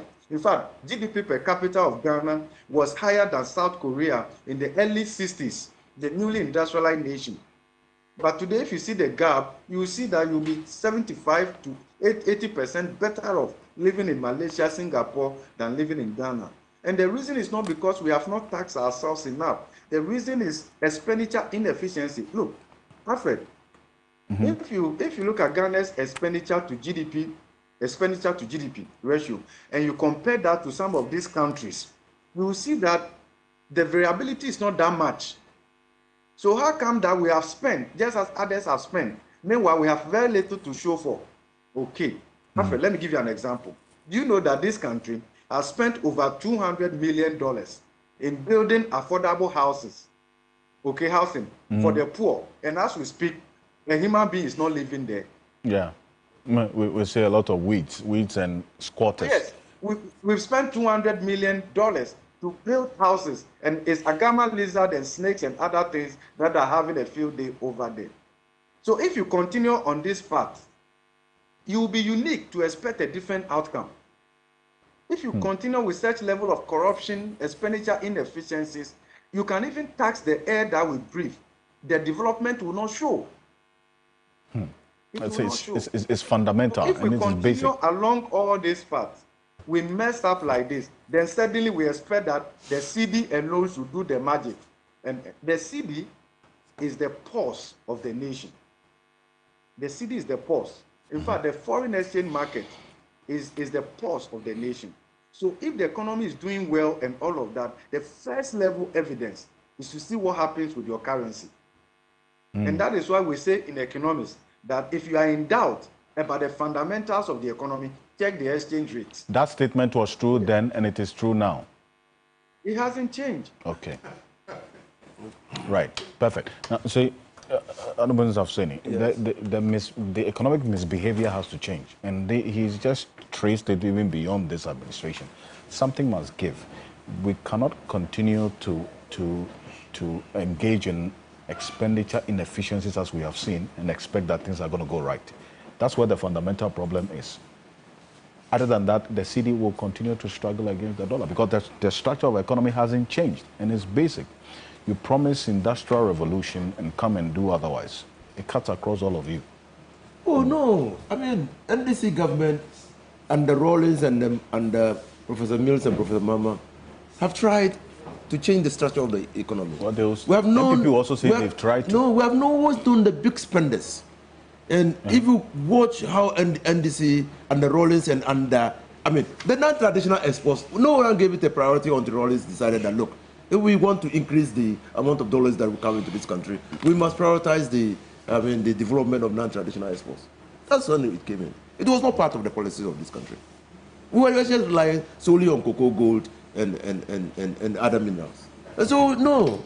And when John Mahama, His Excellency John Mahama took over, he said, look, we are spending big amounts of money on importing pharmaceuticals, drugs. So let's support them to produce them here. So what has happened now? No, continuity. But let me roll back. I mean, it shouldn't surprise Professor Bobkin that we are where we are. What? Why? In 2006, Dr. Bawumia was the deputy governor of the Bank of Ghana. Ablakwa was the governor. What was their panacea to stopping the dollar? How did they advise Kufuor? The dollar was traded at 9,800 cedis per dollar. I mean, the cedi was traded at 9,800 cedis per dollar. Not so. What was their advice? Their advice was not to change the structure of the economy. But Bawumia's advice and his governor's advice to Kufuor was to strike out 4 zeros. Is it just as simple as that? Simple as that. That's what they did. I mean, tell me what policy, what other thing they did. Somewhere else. Tell me. I say that their solution was just to strike out, and then they said, oh, the cedi is now stronger than the dollar. Artificial. 9.8 to $1. So, and then when the cedi started falling again, because this was artificial, they then came out with a slogan. The value is the same, 1:1. Yes, but that was nothing fundamental about changing the economy. Then you came to power. What did you do that to change the structure of this economy? You said that was not the right thing to do. The right thing was to change the structures of the economy. So you must in determining what we did, you must look at the rate of depreciation of the cedi during the 8 years of the NDC and the rate of depreciation of the cedi during the 8 years or 7.5 years. Now let's give the 8 years of the MPP. You must look at that, because that will give you an indication. I'm only asking you what you did. Let's listen to me. What you did. That will give you an indication of what we did. Because John Mahama left, John Mahama at times took over the reins of this government when the cedi was trading at 1 cedi 20 pesos per dollar. And by the time they were leaving office, the cedi was trading, granted, at 4 cedi 20 pesos. So the marginal change in the cedi was 3 cedis. The cedi had lost by 3 cedis. Now, when you divide the 3 cedis over the 8 years, the cedi. When you do that, you see, I'm not doing it. I'm trying to tell you. There must have been a reason. There must have been a reason. That the underlying principle is that, to the extent that there's a Ocansey, let me develop my point, and you will see, your viewers will see how the NDC managed it. You can't manage the cedi by talking. You must manage it by what you have done. What did you do? You see what we did in the way the cedi depreciated. The cedi did not just, headwinds did not start hitting the country today. Specific policies that you put in place. I've just told you. That's what I'm asking. I've just told you that in trying to halt the depreciation of the cedi, we tried to do import substitution.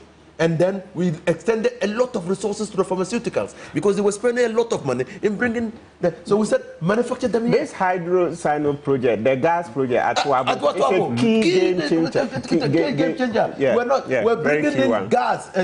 First of all, we're using fossil fuel. Then we said, no, let's use the gas, clean energy.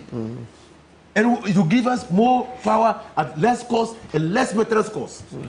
We did a lot of things. Okay. So I'm telling you that the details of what we did is in the rate of depreciation. Look, these 8 years, MPP took over when the cedi was 4.2. Today, it's trading close to 16 cedis. The cedi, the rate of change is 11 cedis, 80 pesos. Divided over the 8 years. On a year-to-year basis, average rate of depreciation is 1 cedi, 1.4 or 1.5 cedis. The reason why that should tell you that something is fundamentally wrong. Okay. Ocansey, you just concluded the point.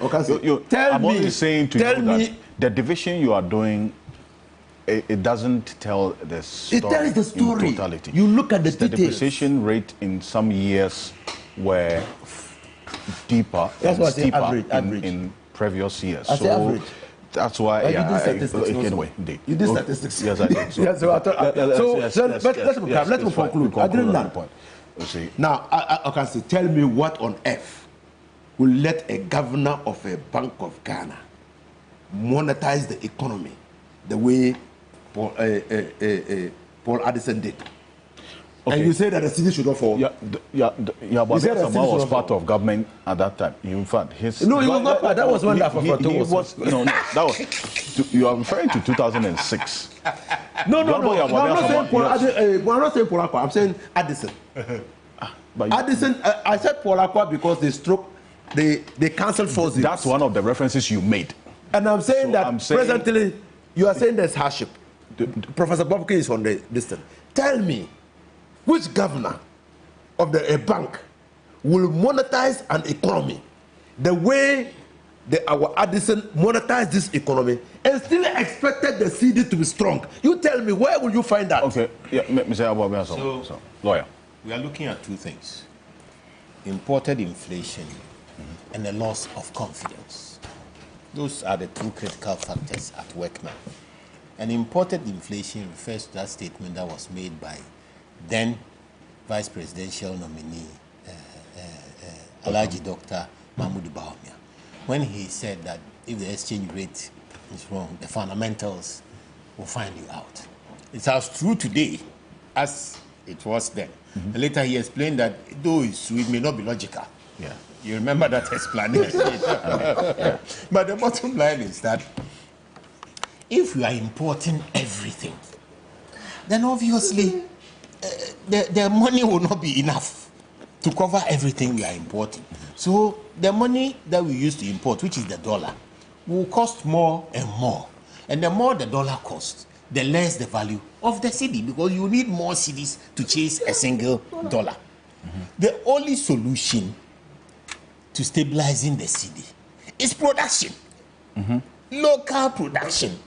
For import substitution is one leg. The other leg is for export. Now you have after. If you don't produce, and the current model where government borrows to fund social infrastructure. You see, Bob King was complaining about funding the real sectors and not getting the money back. That is funding planting for food and jobs and 1D, 1F. But what they didn't look at was the relativities. The monies that go into the real sector are nowhere near the monies that go into providing social infrastructure in the area of health, education, roads, and all that. Because government is prioritizing politically.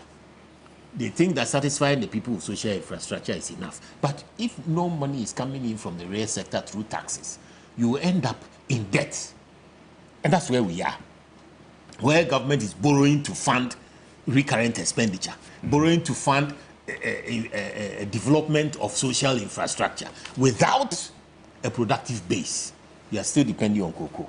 So that's the first thing, imported inflation. That is a danger to us until we have a transformation, a full transformation to production. We are not going to get out of this cycle. Now, the second one, which has exacerbated it and is making the exchange rate go out of control, is a loss of confidence as the election approaches. Professor Boken mentioned that. As the election, it is a major factor now. As we are speaking, 3 things have happened. One is that we had the financial sector cleanup. That was the first thing. 3 billion was pumped into. Then the second thing is that we've had the DDEP. So the financial sector reform and the DDEP have hit the cedi in the gut. It means now the city's capacity. The gut is just above the groin. so the capacity and ability of the city as a store of value, as a means of exchange, have been brought into disrepute. A currency that has no confidence as a store of value is a mere paper. And the cedi is teetering on the edge, because you go to the 3rd level. Because of these things that have happened to the city, nobody wants to put their cedi where somebody can haircut it anymore. So the only place you can put it is in dollar or euro, or which is something that is portable and you can hide. against a rainy day. When you hide it, nobody can come and haircut you. So now, any small money you get, you rush and buy dollars, come and hide it under your bed in the fear and hope that if the election goes well or doesn't go well. When you hide it under your bed, you must sack your house. Did I mention something? Why are you riding away? So many people are speculating. Not necessarily because there's too much CD in the system, but even where they have very little CD, they are running away from the danger of holding the CD as a store of value. They are running away from the danger of holding CDs in the event political circumstances. But this goes to political entrepreneurs.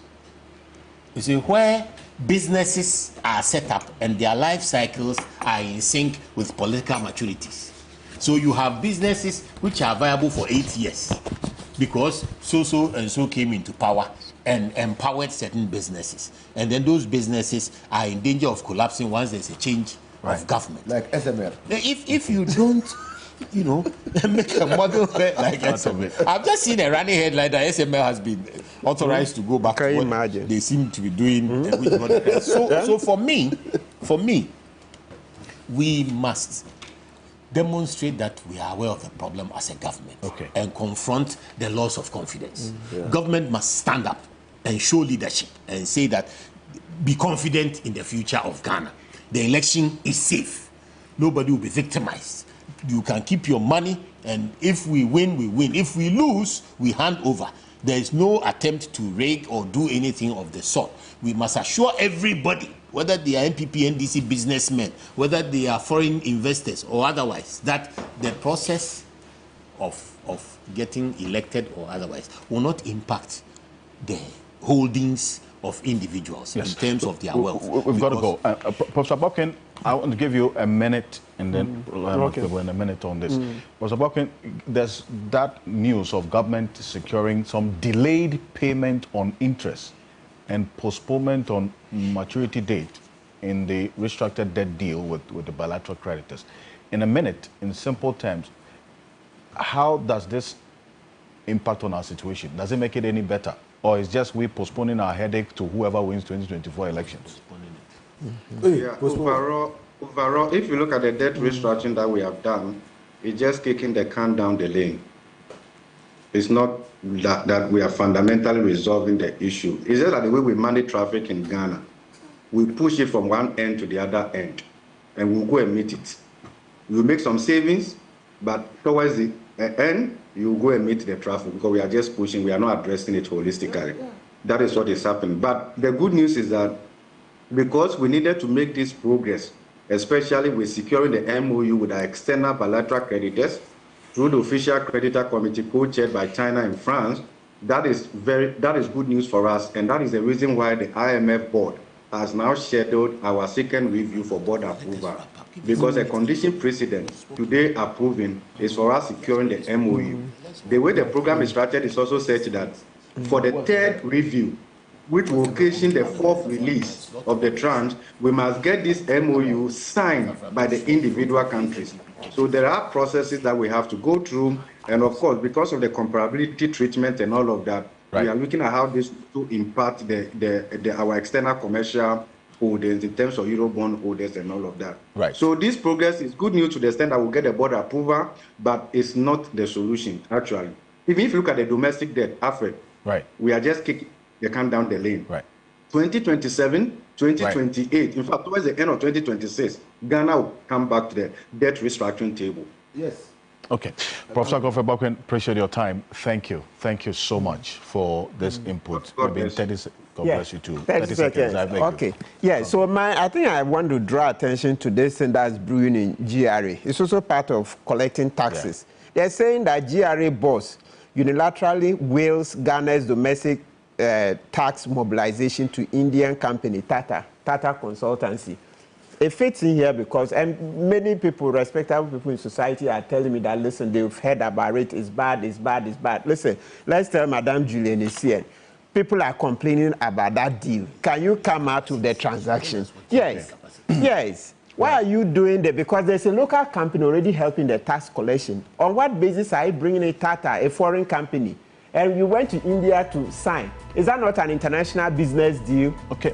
Is that an issue that we'll look into as well? Let's go into it. Let's go into it. We will not sit for this. Thank you very much. It's a private legal person. Thank you. Changing the dynamics. Thank you very much. Look at Inusa Hussaini, former member of parliament, private legal person. Also to you, Honorable Yababi Asma. Thank you so much, former member of parliament. Also, Minister, former member of parliament. Thank you so much.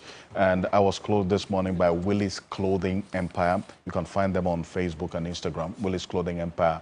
This morning, Honorable Andy Apiakubi was scheduled to be with us for the MPP. He sent us a message in the early hours of the morning indicating that he's unable to make it because of a directive from the party. But we want to say thank you to you as well, our viewers, for staying with us here on The Key Point. My name is Alfred Ocansey. On behalf of the rest of the team, have a great weekend.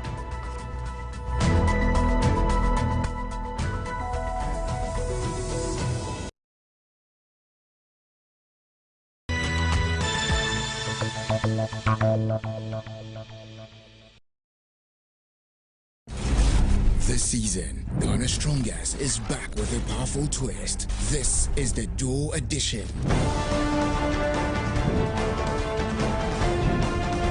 Watch as our able-bodied male and female athletes compete in this season's Ghana's Strongest, showcasing their strengths, endurance, and determination. Who will rise to the challenge and claim the title of Ghana's Strongest 2024? Catch all their action, the triumphs, and the unforgettable moments. Ghana's Strongest 2024, Sunday 4 p.m. only on TV3. Ghana's Strongest, the power to do. Brought to you by Deluxy Acrylic Paint, Kivo Foods, Drugnet. What'll you ever do without me? You'll never leave me, right? Memories of Love, a tale of unpredictable love. Meet Ivan and Joseph, two soldiers who become best friends when they meet at the war front. They spend their time talking about their love lives, with Joseph telling Ivan about his great love for his girlfriend Andrea. Otep, you got hit! We're brothers in this, Gatsby. Grenade! Tragedy struck when they got captured by rebels, imprisoned and tortured. Ivan is rescued by the military, but the suffering he experienced triggered him to assume the identity of Joseph while losing memories, perception and awareness of his own life and past. Ivan? And then? How do you know my name? It's me.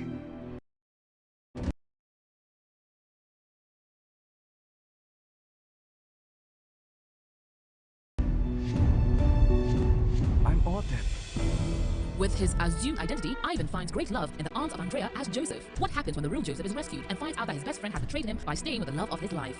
Memories of Love, coming soon on TV3. Yama adofo akwaba. O house of Pusanya on it here, na ge hu akono efa. By mistake now they petiti kusini di mu no fa yefuna.